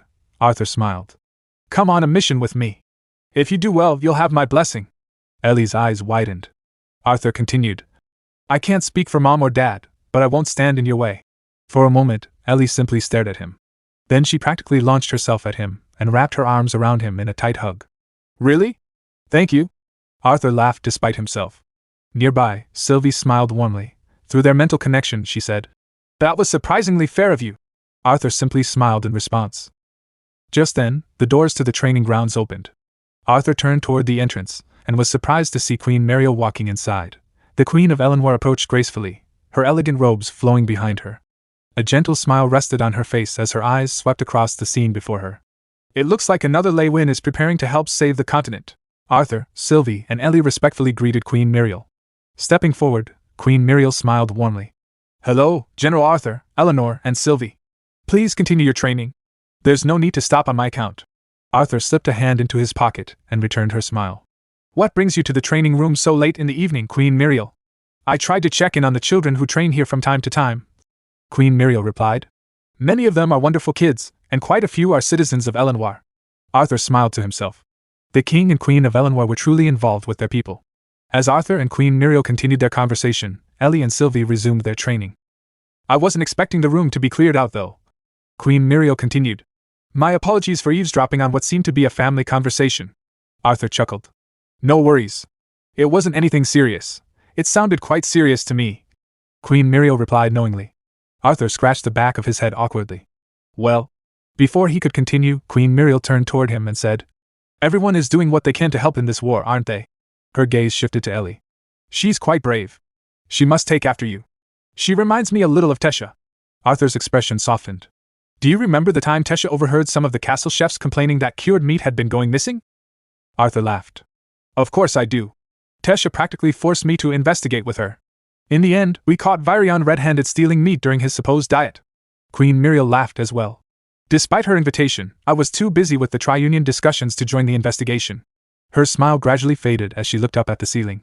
At the time, I thought those meetings were the worst of my worries. But in hindsight, her eyes drifted toward Ellie and Sylvie training together. Those were some of the most peaceful moments of our lives. Lowering her head slightly, she added, We probably should have appreciated them more. After a brief silence, she smiled gently. Well, it was good running into you, General. She turned and began walking toward the exit. Queen Muriel. She stopped and glanced back. Arthur met her gaze with a determined expression. With the Council's guidance, the Lances and I will do everything we can to make sure those peaceful times return again. Queen Muriel responded with a small, calm smile. Without another word, she continued on her way and left the training room. Arthur watched her departure in silence. Nearby, Sylvie and Ellie exchanged curious glances before looking back at Arthur, wondering what was on his mind. Over the next 4 days, Arthur continued training Ellie and Sylvie while refining his own mana skills. As he explored his new powers, he gradually unlocked new limits and gained a deeper understanding of his abilities. Damn. How did Alfred and Ren do this? Arthur wondered. Not that either of them would have offered to teach me if they were here. Ellie and Sylvie trained relentlessly until they were both physically and mentally exhausted. Ellie was becoming increasingly skilled at manipulating pure mana without relying heavily on her mana reserves. Arthur found himself continually surprised by her progress and potential. Sylvie had yet to unlock many of the abilities hidden within her core. But she had become much more confident in controlling her human form. They hadn't had the opportunity to practice coordinated combat together, but both Sylvie and Ellie were clearly showing signs of improvement. After another intense training session, the two girls collapsed onto the floor, exhausted.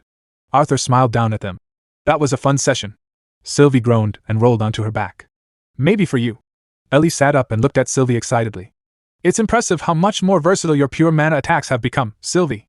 They hold up really well, even against Arthur's elemental spells. Arthur chuckled and flicked Ellie on the forehead. You shouldn't compare yourself to her. Sylvie is a dragon. Pure mana is naturally all dragons can manipulate. Sylvie grinned. Well, that and ether. Arthur nodded. For most mages, pure mana can only come directly from their core, and it takes time to gather and purify. Elemental magic also uses mana, but it's powered by the ambient mana surrounding us. He continued his explanation. Not only must a pure mana spell originate from the caster, but it's also much harder to control once it's been released. That's why it's so impressive that you can detonate an arrow after you've already fired it.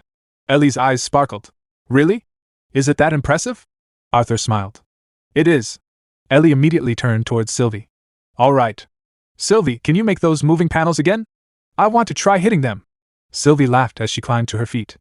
I guess I should practice reacting to your arrows as well. Suddenly, the training room doors burst open. A soldier rushed inside and immediately saluted. General Arthur! Arthur's expression became serious. What is it, soldier? The soldier lowered his salute, visibly worried. News has arrived of a massive horde of corrupted beasts. Arthur, Ellie, and Sylvie froze for a moment. Then the soldier continued urgently. They've been sighted advancing from the wall.